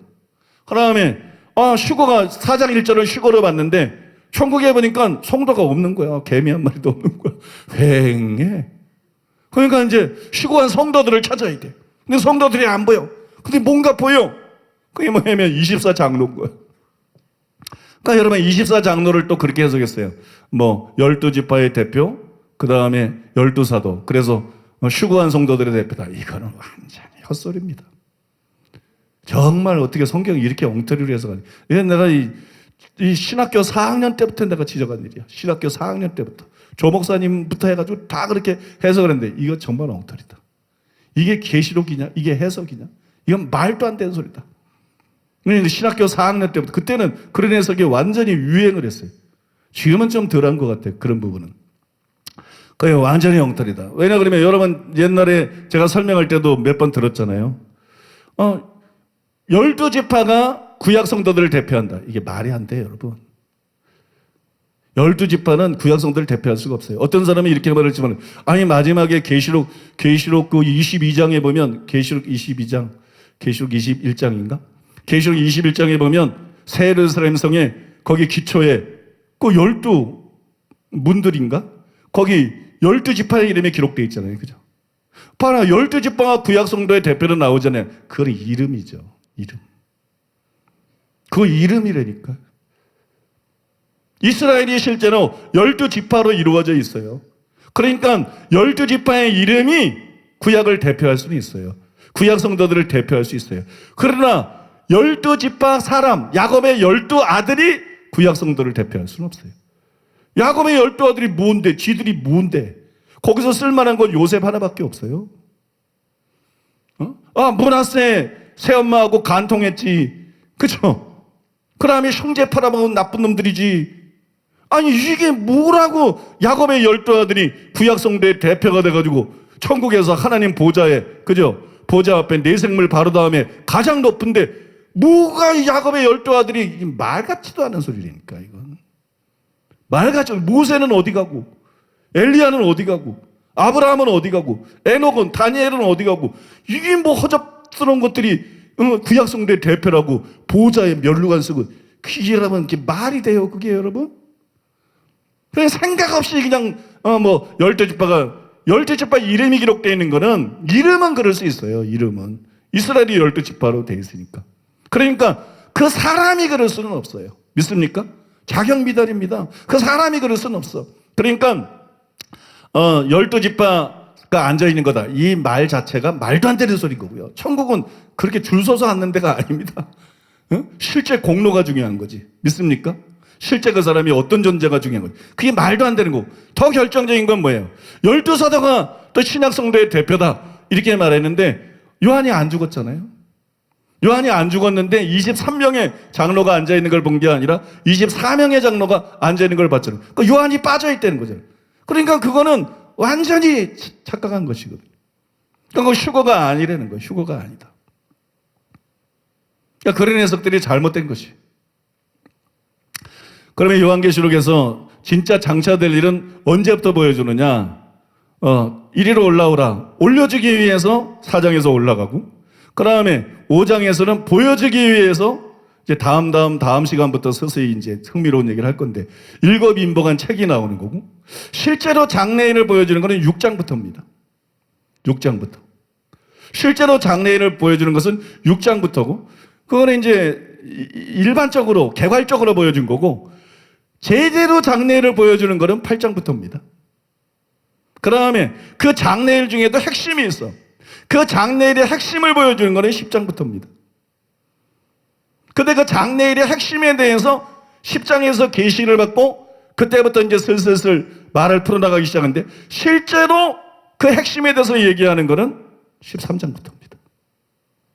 이게 지금 무슨 얘기인가 하는데, 지금 무슨 얘기가 하는데, 여러분들이 나중에 이제 제가 계시록의 구조에 대해서 다 설명하는 걸 들으면 이게 다 진짜라는 걸 알게 될 거예요. 이게 무슨 말을 하는지를 알게 될 거예요. 근데 너무 성급하게 장차될 일을 보여주기 위해서 하늘로 이끌어 올렸는데, 뭐 4장부터 막 미래로 될 일로 착각을 했기 때문에 계시록 해석이 완전히 꼬이고 엉망진창이 돼버린 거예요. 그래서 엉망진창이 된 거죠. 그래서 아까 말씀드린 과거에 유행했던 그 4장에 사장에 대한 해석, 뭐 4장에 요한이 올라간 거나 24장로나 이런 해석이 엉터리일 뿐만 아니라 또 하나가 뭐가 엉터리냐? 그게 뭐예요? 조영기 목사님 요한계시록 강해 집에 보면 그게 나오지. 그 많은 분들이 그렇게 해석을 했어. 조 목사님 뿐만이 아니고 많은 분들이 그렇게 해석을 했는데, 계시록 2장과 3장의 7교회를 7교회 시대한 예언으로 본 거예요. 그래서 초대교회는 에베소 교회 시대다. 지금은 뭐 라오디게아 교회 시대다. 이거 완전히 헛소리입니다. 완전히 헛소리예요. 여러분, 성경은 성경으로 봐야 돼. 성경이 뭐라고 말했어요? 이건 이제 있는 일이다 그랬어요. 이게 미래에 대한 예언이다 그렇게 안 했어요. 미래에 대한 예언은 장차 될 일에 나오는 거예요.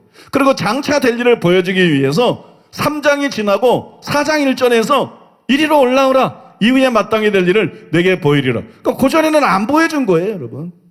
이후에 마땅히 될 일을 안 이제 있는 일들에 대한 거예요.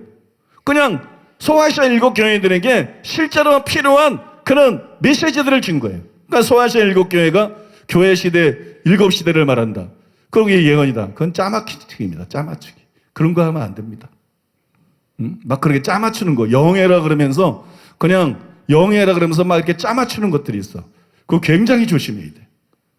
그거는 여러분 그럴듯한 얘기로 사람을 홀리는 거지, 그거는 성경 해석이 아니에요.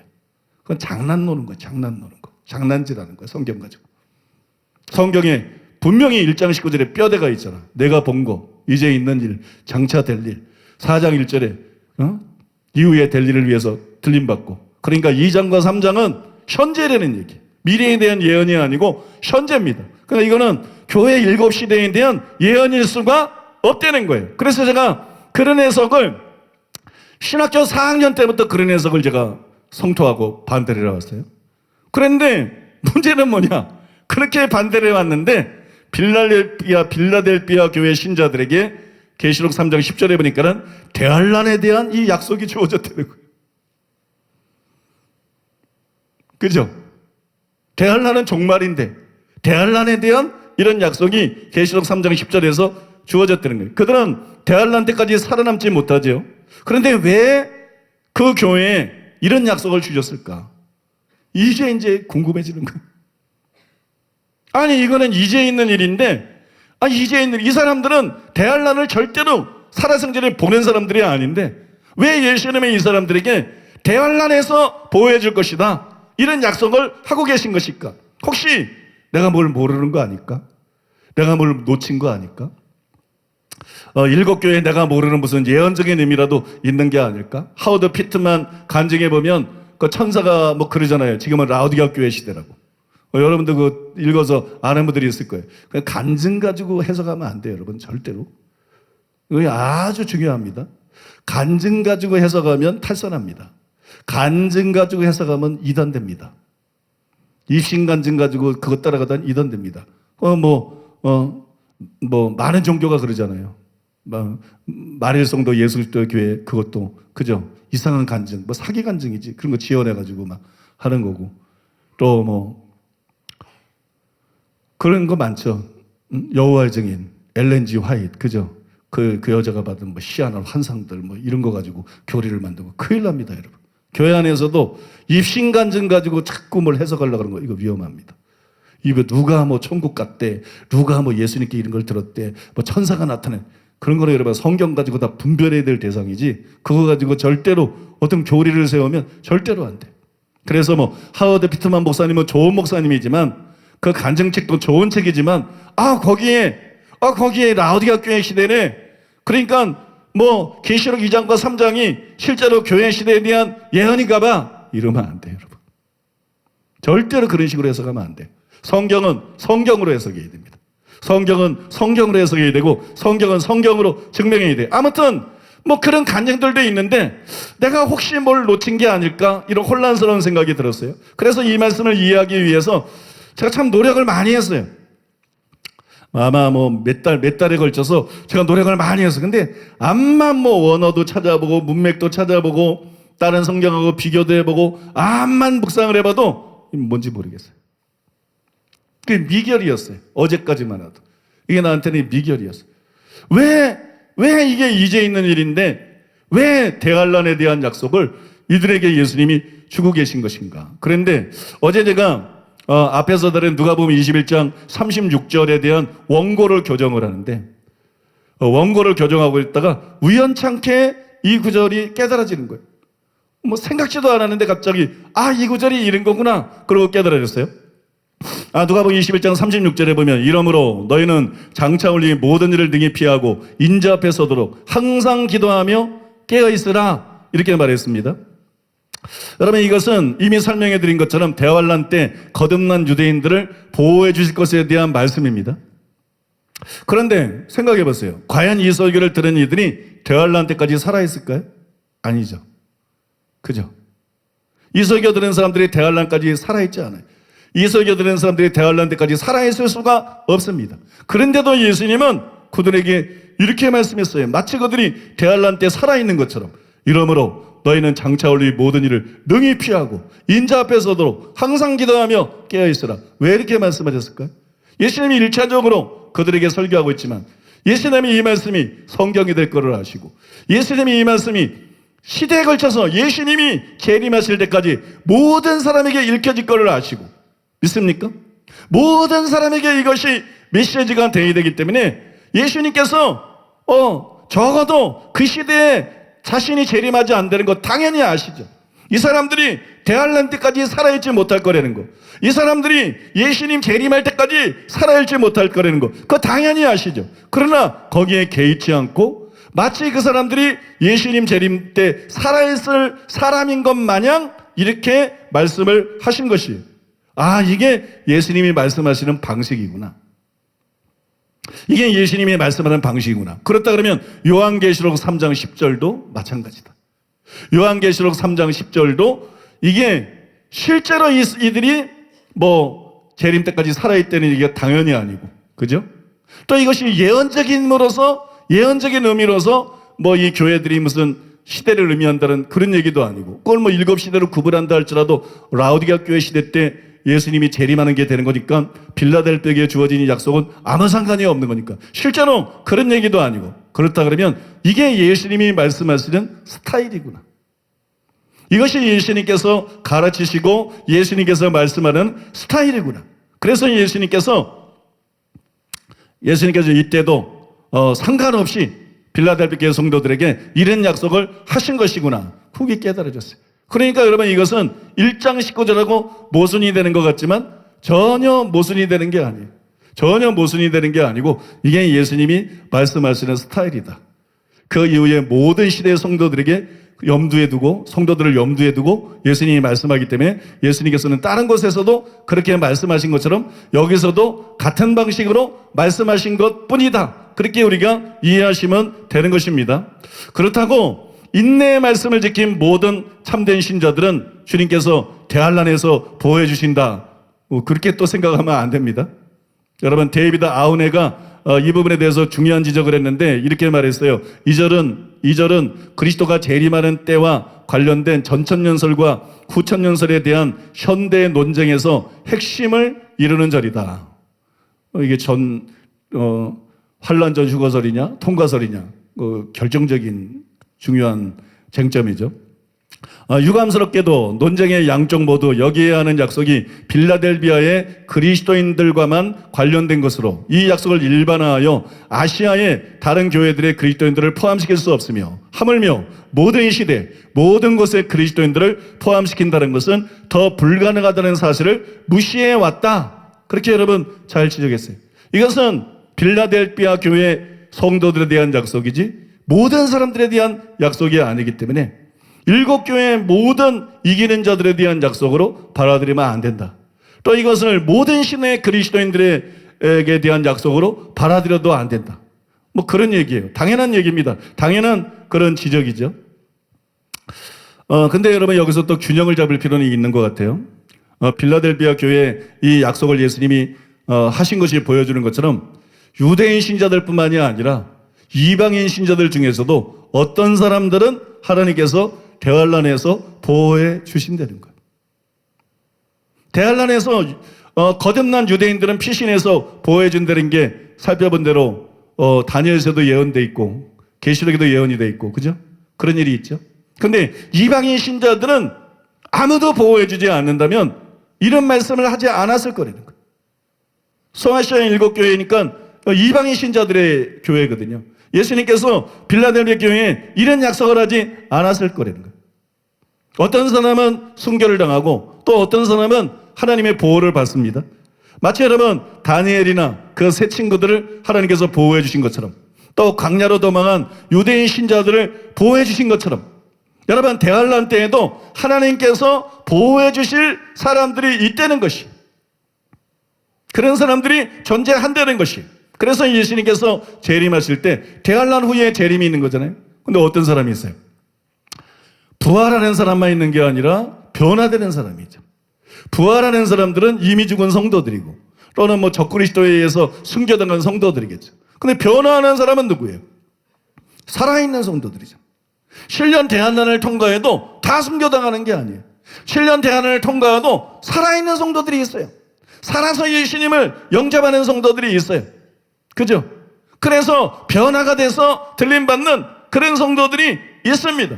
그러니까는 대환란 때에도 유대인 그리스도인뿐만 아니라 이방인 신자들 중에서도 우리가 자세하게 알 수는 없지만, 성경에 자세하게 나와 있지 않아서 자세하게 알 수는 없지만 하나님께서 보호해주는 사람이 있다는 거예요. 저는 그 사람들이 누군지 구체적으로 모릅니다. 그러나 여러분 나오기 전에 일부 예배 때 이런 설교를 조금 하고 나오기 전에 제가 성경을 보는데 여기에 대해서 더 많이 이해가 되더라고요. 왜 이 약속을 빌라델비아 교회에게 하셨을까? 왜 이 약속을 빌라델비아 교회는 특별한 교회예요. 빌라델비아 교회는 소아시아 일곱 교회 중에서 칭찬만 받은 대표적인 교회가 빌라델비아 교회죠. 이것이 하나의 힌트가 될 수 있다는 생각이 들었어요.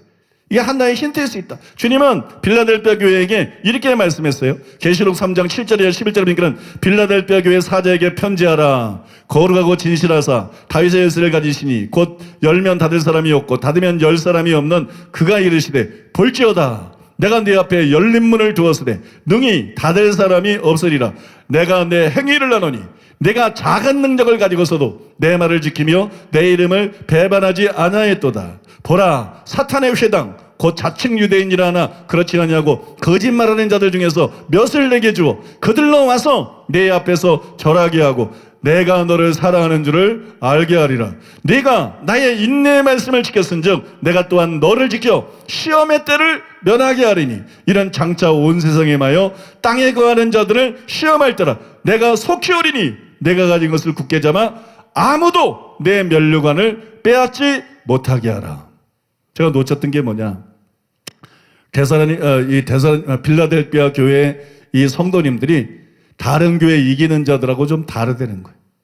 에베소 교회도 이기는 자가 있고 서머나 뭐 라우디오 교회도 이기는 자가 있어요. 이기는 자들에게 다 약속을 하셨어요. 근데 여기에 지금 칭찬받는 성도들은 그 이상의 존재들이라는 거예요.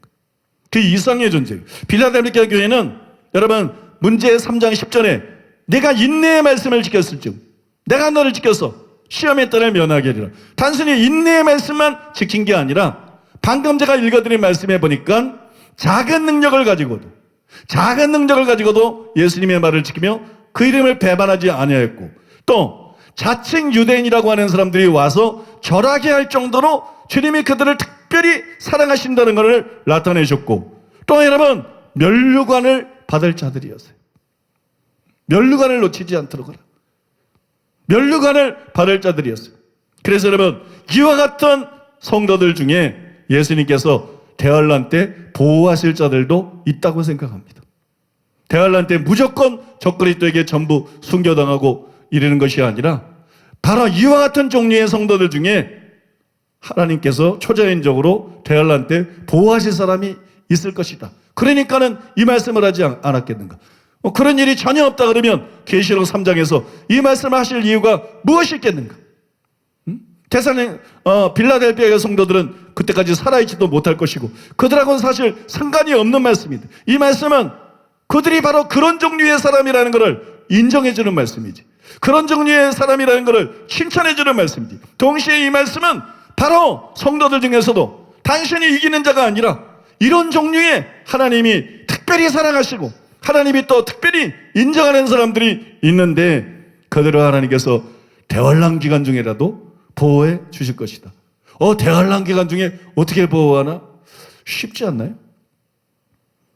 사자굴 속에서도 보호를 했는데, 사자굴 속에서도 보호하고, 심지어는 풀무불 속에 7배 뜨겁게 한 풀무불 속에서도 하나님이 보호하셨는데, 그 하나님이 보호하시려고 그러면 대환란이 무슨 상관이고, 그죠?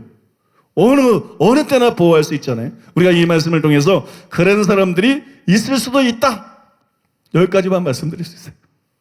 우리가 성경이 말하는 걸 넘어서서 너무 확대해 나가면 안 되기 때문에 이 말씀에 기초해 볼 때 그런 사람이 있을 수도 있다. 그래서 신앙생활도 잘해라. 어중간하게 믿지 말고 정말 하나님이 그렇게 특별히 사랑하실 수밖에 없는, 그래서 보호하실 수밖에 없는 그런 사람들이 여러분 안에서 많이 나오게 되시기를 바랍니다. 아무튼 여러분 이 말씀은 어느 모로 보든지 환난에서 완전히 배제시키는 것이 아니라 환난을 통과할 때 그렇게 지켜주신다는 얘기죠. 그러나 이 말씀은 많은 사람들이 착각하고 있는 것처럼 환난 전 쉬것을의 근거는 절대로 될 수가 없는 것이, 이 말씀은 통과설이 옳다는 것을 분명히 보여주는 것이에요. 그래서 여러분 우리는 통과할 것을 준비를 해야 돼. 통과할 거를. 물론 우리 시대에 그때가 안 올 가능성이 훨씬 좀 높다고 봅니다. 많은 사람들이 호들갑을 떨지만 저는 재림이 사람들이 생각한 것보다 훨씬 더 오랜 후에 올 가능성이 난 많다고 봐요. 제가 그렇게 생각하는 이유도 있는데 그건 나중에 이제 계시록을 설교하다 보면 내가 왜 그렇게 생각하는지 계시록에서 그런 근거들을 얘기를 해드릴 거예요. 아무튼 여러분 우리가 생각하는 것보다 항상 사람들이 그래서 호들갑 떨어서 자기 때 올 것처럼. 그런데 2000년이 지나갔어. 어떤 사람이 벌써 2000년 지나갔어요. 하루가 1000년 같고 1000년이 하루 같은. 한 가지 잊지 말라. 하늘에서 이제 이틀 지났는데 뭐 일주일도 못 기다리냐? 그럴 수도 있어. 그래서 저는 그런 거 호들갑 떠는 거 좋아하지 않아요. 바울도 주의 날이 이렇다고 시동심하거나 두려워하지 말라. 배도하는 일이 있고 적그리스도가 나타나기 전에는 너무 호들갑 떠지 말라. 적그리스도가 분명히 안 나타났잖아요. 적그리스도가 아직 안 나타났기 때문에 지금 여러분 그렇게 호들갑 떠는 거 좋지 않아요. 막 당장 예수님이 재림할 것처럼 호들갑 떠는 거 그거 바람직한 거 아닙니다. 지금 우리는 기본기에 충실해야 될 때입니다. 그냥 뭐 예수님이 재림이 곧 올 것처럼 생각해가지고 막 특수하게 신앙생활하는 게 아니라 기본기에 충실해야 돼. 열심히 말씀 듣고 열심히 기도하고, 그죠? 주님 사랑하고 서로 사랑하고 충성하고 기본기가 뛰어나야지. 그 옛날에 뭐 1992년 그 사람들처럼 흰옷을 영적으로 흰옷을 입어야지. 흰옷을 영적으로 흰옷을 입어야지 왜 흰옷을 입는 거야? 왜? 흰옷 입으면 뭐 들림받나? 그런 게 어딨어? 그다음에 여러분 깨어있는 게 영적으로 깨어있어야지 왜 밤 12시까지 잠을 안 자는 거야? 아니 밤 12시까지 잠 안 자고 왜 밤 12시에 여러분 기도를 시작합니까? 그거 희한한 거예요 여러분. 그거 희한한 거. 저는 솔직히 뭐 새벽기도에 대해서도 그래요. 새벽기도 예수님이 모범을 보여주셨으니까 새벽기도는 뭐 나쁜 거 아닙니다. 새벽기도 좋습니다. 근데 사람마다 다 틀려요. 어떤 사람은 새벽잠이 없고 어떤 사람은 밤잠이 없고, 그럼 새벽에 졸려 죽겠는데 왜 새벽에 일어나서 기도하나? 다 체질이 다른데. 여러분 우리가 존경하는 케네스 긴 목사님도 야행성이잖아요. 그분들 야행성이라서 주로 밤늦게 막 새벽 한두 시까지 막 기도했다는 얘기들이 많이 나오잖아요. 중요한 건 여러분, 깨어서 기도하는 게 중요한 것이지. 믿습니까? 뭐 새벽에 기도하느냐, 낮에 중요하느냐, 저녁 때 기도하느냐, 그런 게 중요한 게 아니에요, 여러분. 시간이 중요한 게 아니에요.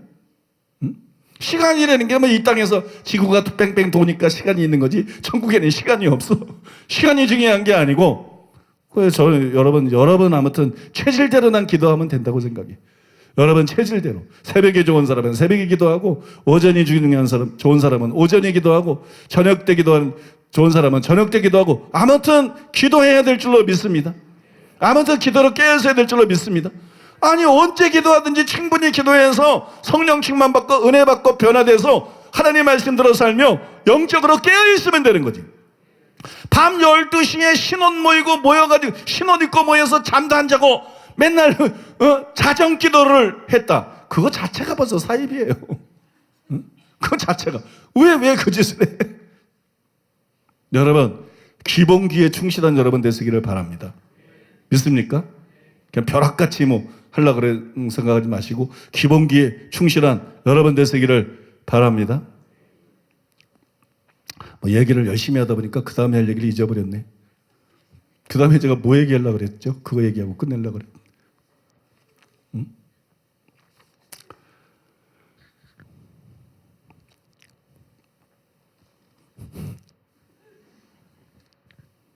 뭐 얘기하려고 그랬죠?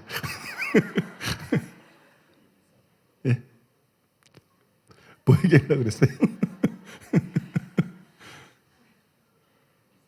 네? 일사각오의 신앙? 그거 하려고 그랬어요. 알잖아요. 전라도에서 거시기 하면 다 알아먹는다면서. 여러분, 우리는 통과될 거를 준비를 해야 됩니다. 통과될 거를 준비해야 되는데, 나중에도 언제 말씀드리겠지만, 일부 예배 때 제가 이 말씀을 드렸는데, 성도님들이 참 그 도전을 많이 받으시더라고. 여러분, 이 순교라는 거, 또 이 고문이라는 거, 그거 무섭지 않은 사람이 있나요? 그거 무섭지 않은 사람이 있으면 그 사람은 비정상이에요. 저는 고문이 두렵습니다. 저는 순교도 겁납니다.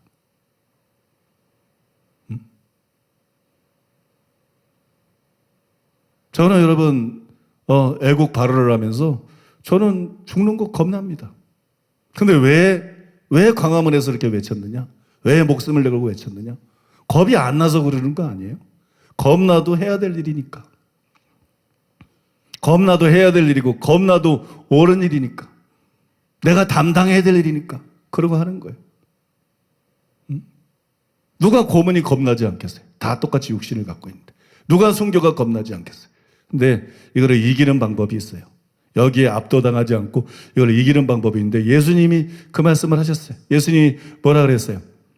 너희 몸을 죽이고 더 이상 어떻게 하는 자들을 두려워하지 말고 내가 마땅히 두려워할 자를 너에게 보이는데 너희 몸과 영혼을 지옥에 던져 넣을 수 있는 권세를 가지신 하나님을 두려워하라. 내가 다시 말하노니 진실로 하나님을 두려워해라. 마땅히 하나님을 두려워해라. 그렇게 말씀했어요. 고문하는 사람들, 박해자들, 그들이 할 수 있는 일이 뭐예요? 우리를 고문하고 죽이는 거예요. 근데 우리 육신은 그렇게 강하지 못해요. 우리 육신은 생각보다 강하지 못해. 고통을 당하지만 어느 정도 있다가는 죽어요. 죽고 난 다음에 박해자들이 할 수 있는 일이 뭐가 있어요? 죽은 시체에 고문하는 사람들이 할 수 있는 일이 뭐가 있어요? 죽은 사람에게 할 수 있는 일이 뭐가 있어요? 근데 하나님은 그런 분이 아니다. 진짜로 두려운 것은 고문하는 사람들이 아니다. 진짜로 두려운 것은 박해하는 사람들이 아니다. 진짜로 두려운 것은 박해자들은 죽이기밖에 더 할 일이 없지만 우리의 영혼을, 우리의 몸을 지옥에 던져 넣을 수 있는 권세를 가지신 분, 그 하나님을 두려워해라. 우리는 여러분 순교를 두려워하는 게 아니고 심판을 두려워해야 돼요. 지옥을 두려워해야 돼요. 박해자를 두려워하는 게 아니라 하나님을 두려워해야 될 줄로 믿습니다. 하나님을 두려워하는 사람은 사람을 두려워하지 않아요. 하나님을 두려워하는 사람은 사람을 두려워하지 않고, 여러분 지옥을 두려워하는 사람은 순교를 두려워하지 않아요. 왜 많은 사람들이 배교합니까? 이유는 간단해요. 고통을 피하기 위해서. 근데 배교가 실제로 고통을 피하는 일입니까? 그렇지 않아요. 여러분, 순교하는 게 고통을 피하는 길이에요. 참고 고문을 당하든 뭐 어떻게 죽이든 순교하는 것이 그게 여러분 고통을 피하는 길이지. 배교하면 지옥불에 던져져서 영원히 고통을 당합니다. 꺼지지 않고 영원히 고통을 당합니다. 일부 예배 때도 말씀을 드렸지만 어떤 성도님들은 저한테 그렇게 말해요. 하나님이 참 불공평하시다고. 왜 그러냐 그러면 아니 왜 사람들은 지옥에 가서 저렇게 고통을 당하는데 마귀하고 귀신들은 간정들에 보면 막 사람을 괴롭히고 고민하면서 시열을 느끼고 저들끼리 낄낄대고 웃고 즐거워하고 그러는데 왜 사람보다 더 악한 게 마귀인데 사람보다 더 악한 게 귀신인데 사람들은 지옥에 가서 고통을 당하고 마귀나 귀신들은 지옥에서 오히려 사람들을 괴롭히면서 즐거워하고 고통을 당하지 않느냐. 몰라서 하는 소리입니다.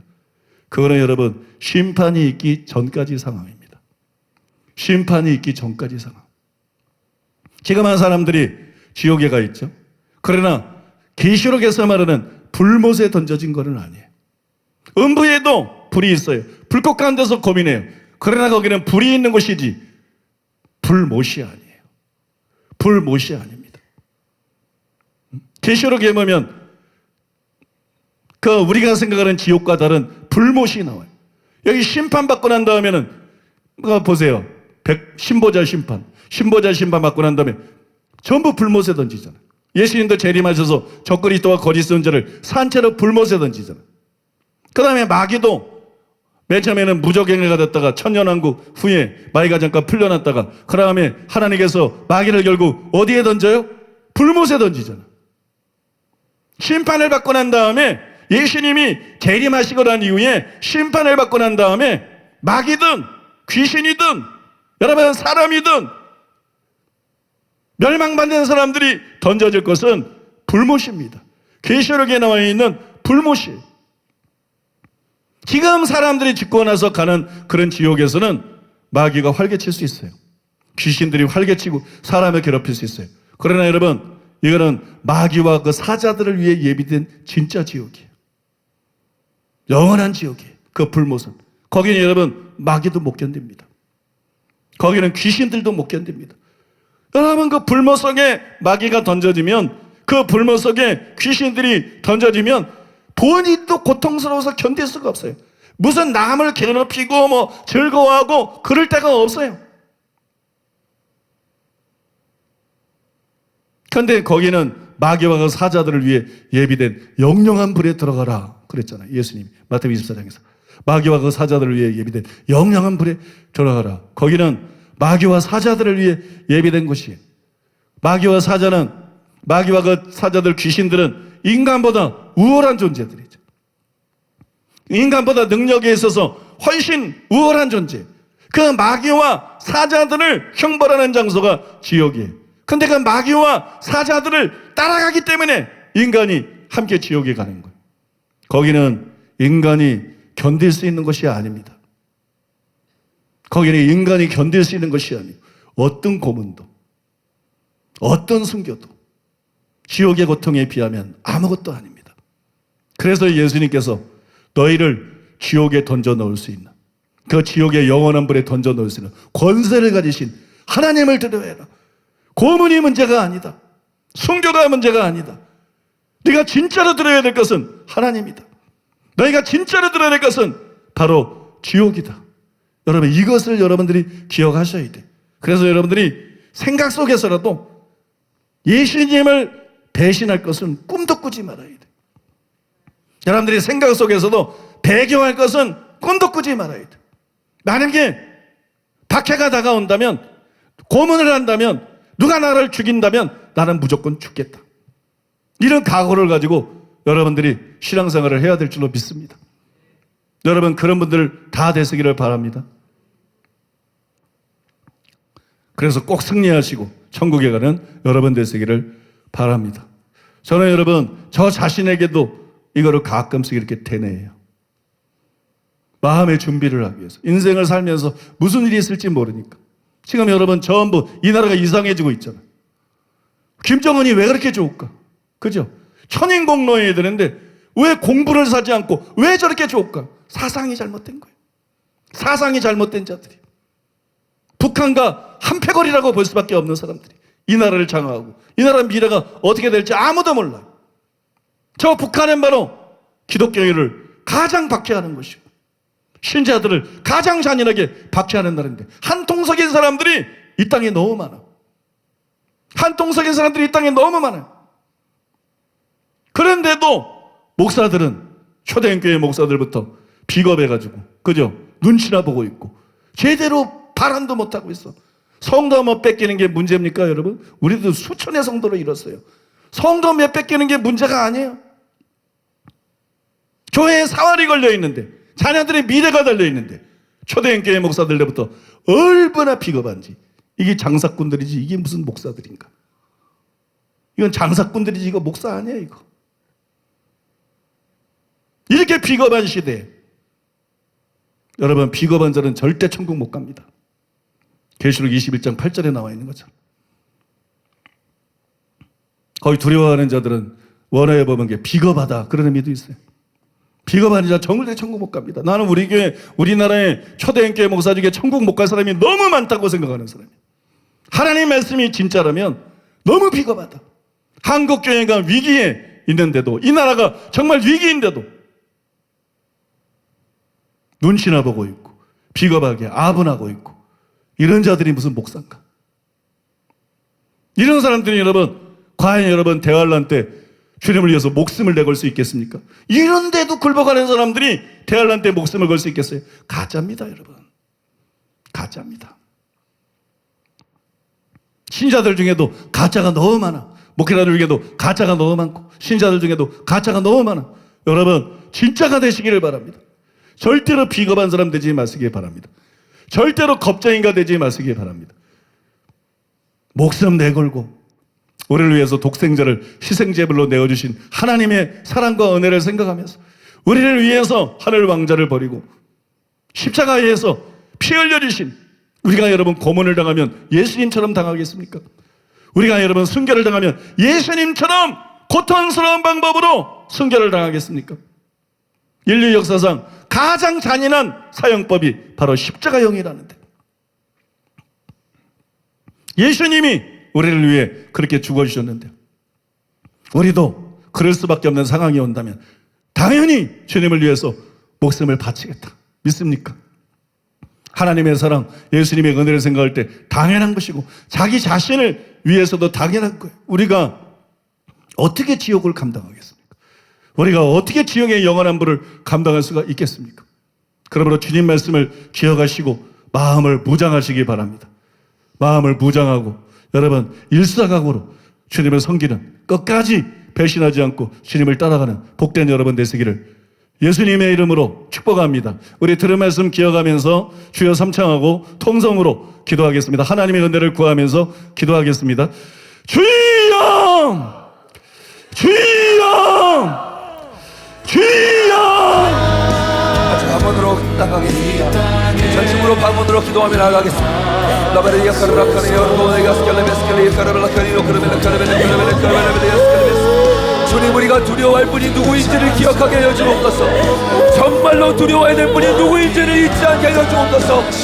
우리의 삶에 자연적인 두려움들이 많이 있습니다. 우리의 삶에 겁나는 일들이 많이 있습니다. 그러나 진실로 우리의 인생에 가장 두려워할 분이 누구인지를 잊지 않은 그것이 복입니다. 인생의 진정한 심판자 되시는 하나님, 우리를 구원하게 원하실 뿐만 아니라 영원한 불못으로 지옥에 던질 수 있는 분이 바로 하나님인 것을 우리가 잊지 않게 하여 주시옵소서. 하나님의 구원을 받는 사람은 하나님의 심판을 기억하는 사람들입니다. 하나님의 구원을 받는 사람은 하나님의 심판을, 하나님의 두려우심을 기억하는 사람들입니다. 주님 우리가 그런 사람들이 되게 하여 주시면서 그런 복을 갖게 하여 주시면서 하나님을 경외하는 자가 되는 것, 하나님만을 두려워하는 자가 되는 것, 하나님을 진실로 사랑할 때 하나님을 두려워하는 자가 되는 것입니다. 하나님 우리 가운데 이 지혜로운 마음을 깨닫게 하여 주시면서 이 말씀을 깨닫게 하여 주시면서 우리에게 빛을 비춰주서 우리의 유한한 인생 가운데 우리의 짧은 인생 가운데 세상의 것들을 두려워하고 배교하는 것이 아니라 정말로 하나님의 뜻을 따라 구원받는 삶이 될 수 있도록 주님 도와주시면서 영원한 심판이 우리 앞에 있습니다. 영원한 심판이 우리를 기다리고 있습니다. 그날의 그 자리에서 내가 어떤 모습으로 서게 될 것인지 기억하게 도와주시면서 우리가 이 땅에서 환난을 당하지만 마지막 심판도 전에 마지막 큰 환난을 겪을 것이지만 죽음을 두려워하지 않을 수 있는 이유, 고문과 억압을 두려워하지 않을 수 있는 이유, 그것을 우리가 기억이 어떤 것인지를 알 때입니다. 영원한 벌이 어떤 것인지를 알 때입니다. 하나님이 어떤 분인지를 알 때입니다. 주님, 하나님을 알게 하소서. 하나님을 알게 하소서. 하나님을 진실로 두려워할 수 있는 그런 우리가 될 수 있도록 주님 은혜 부어 주시옵소서.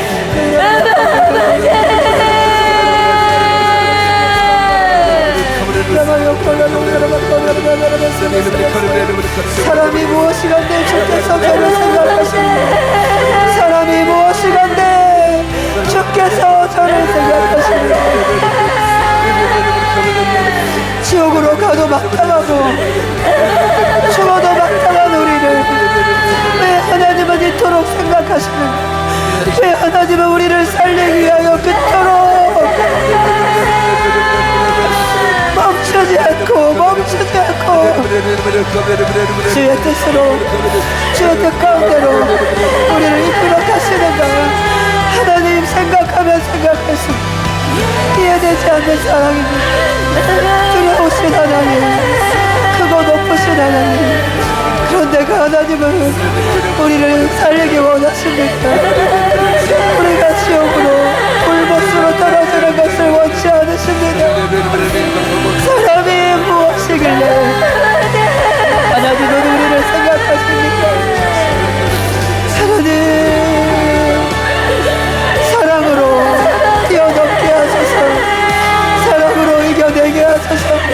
하나님, 두려움보다 강한 사랑, 두려움을 이겨내는 사랑, 하나님을 향한 사랑, 목숨 건 사랑, 날 향하여 쏟아부으신 주님의 그 사랑으로 하나님 우리가 이겨내게 하시옵시고, 하나님이 얘기하신 새하늘과 새 땅으로 들어가는 우리들이 되게 하여 주시옵소서. 아버지, 명백하게 하시는, 깨닫게 하시는 주님의 말씀 속에 우리가 어떤 길을 걸어가야 할지, 우리가 무엇을 붙잡아야 할지, 우리가 무엇을 선택해야 할지 더 분명히 깨닫게 하시고 하나님 그 길로 가게 하여 주시옵소서. 그 길로 가게 하여 주시옵소서. 사랑함으로 달려가게 하소서. 사랑하는 주님 앞으로 보고 달려가게 하소서. 주님의 심장 가지고 달려가게 하소서. 주님의 눈물을 보며 달려가게 하시고 주의 음성을 듣고 달려가게 하여 주시옵소서. 하나님, 은혜가 필요합니다. 우리에게는 은혜가 필요합니다. 아버지, 날마다 주님 이 은혜로 살아갈 수 있도록 아버지 도와주시옵소서.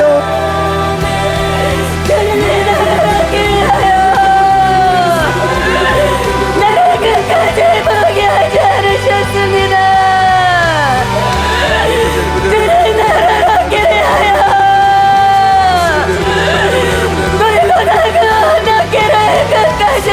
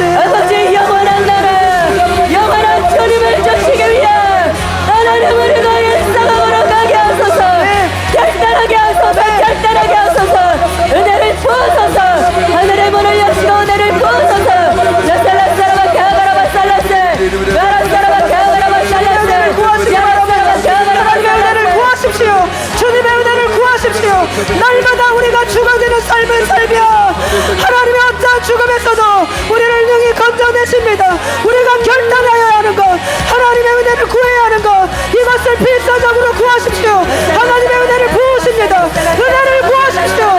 주의 성령의 능력을 구하십시오. 주의 성령으로 어떤 어둠도 어떤 환란 속에서도 능히 이기게 하시는 하나님의 능력, 하나님의 능력, 그 능력을 구하십시오. 그 능력을 구하십시오.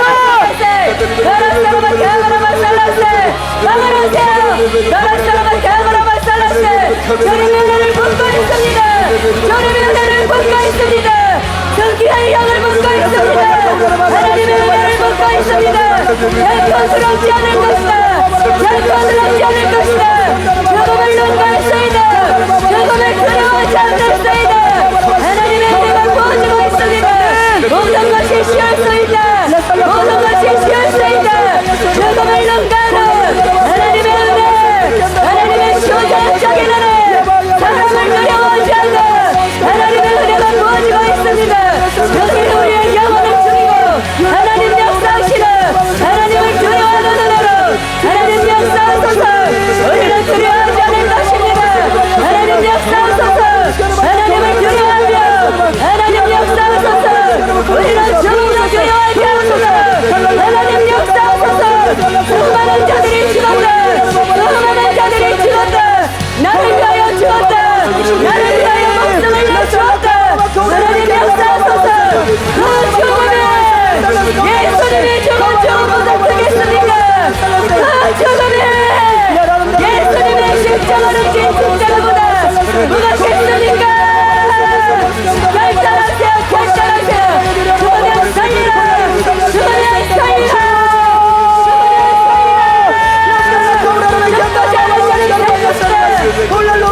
우리에게 부활 신앙을 더하여 주시면서 우리에게 그 부활의 믿음을 더하여 주시면서 죽고자 하는 자는 살 것이다. 죽고자 하는 자는 살 것이다.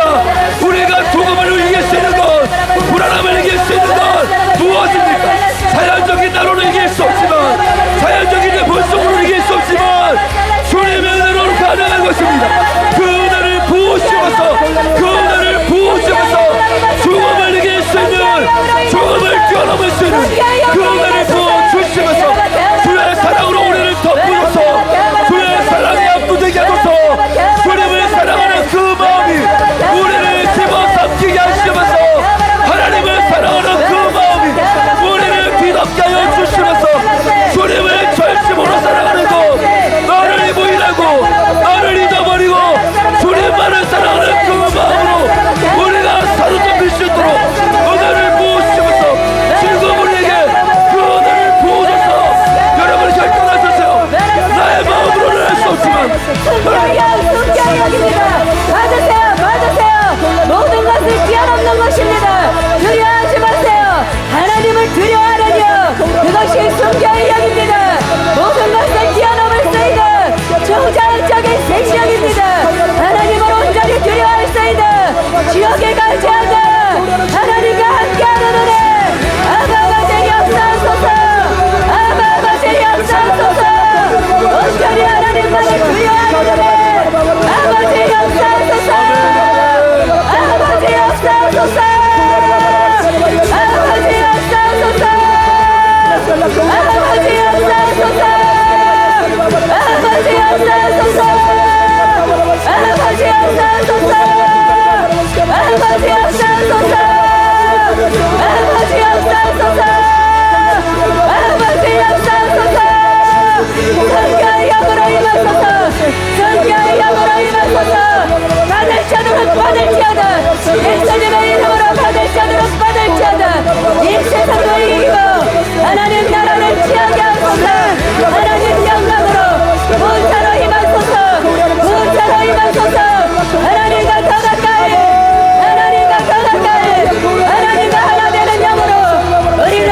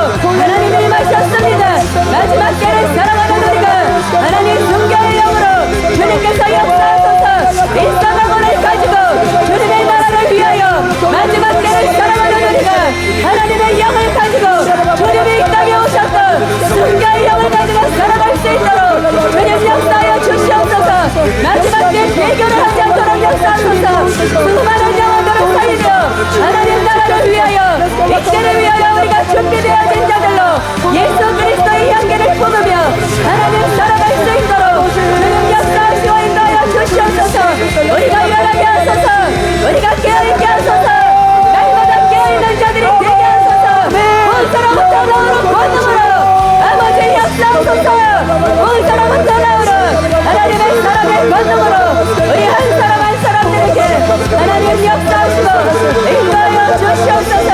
주의 사랑의 권능으로 우리에게 임하여 주시옵소서. 주님을 찬양하며 경배합니다.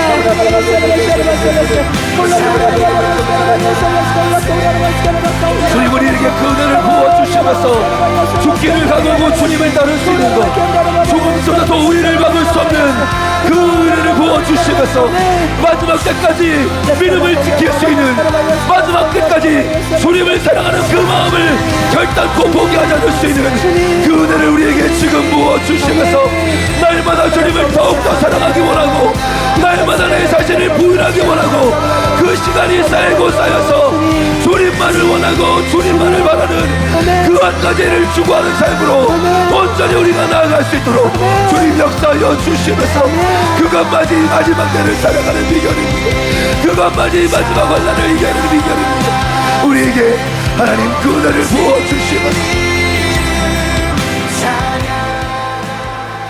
주님 감사합니다. 이 모든 말씀 존귀하신 예수님의 이름으로 기도드리옵나이다.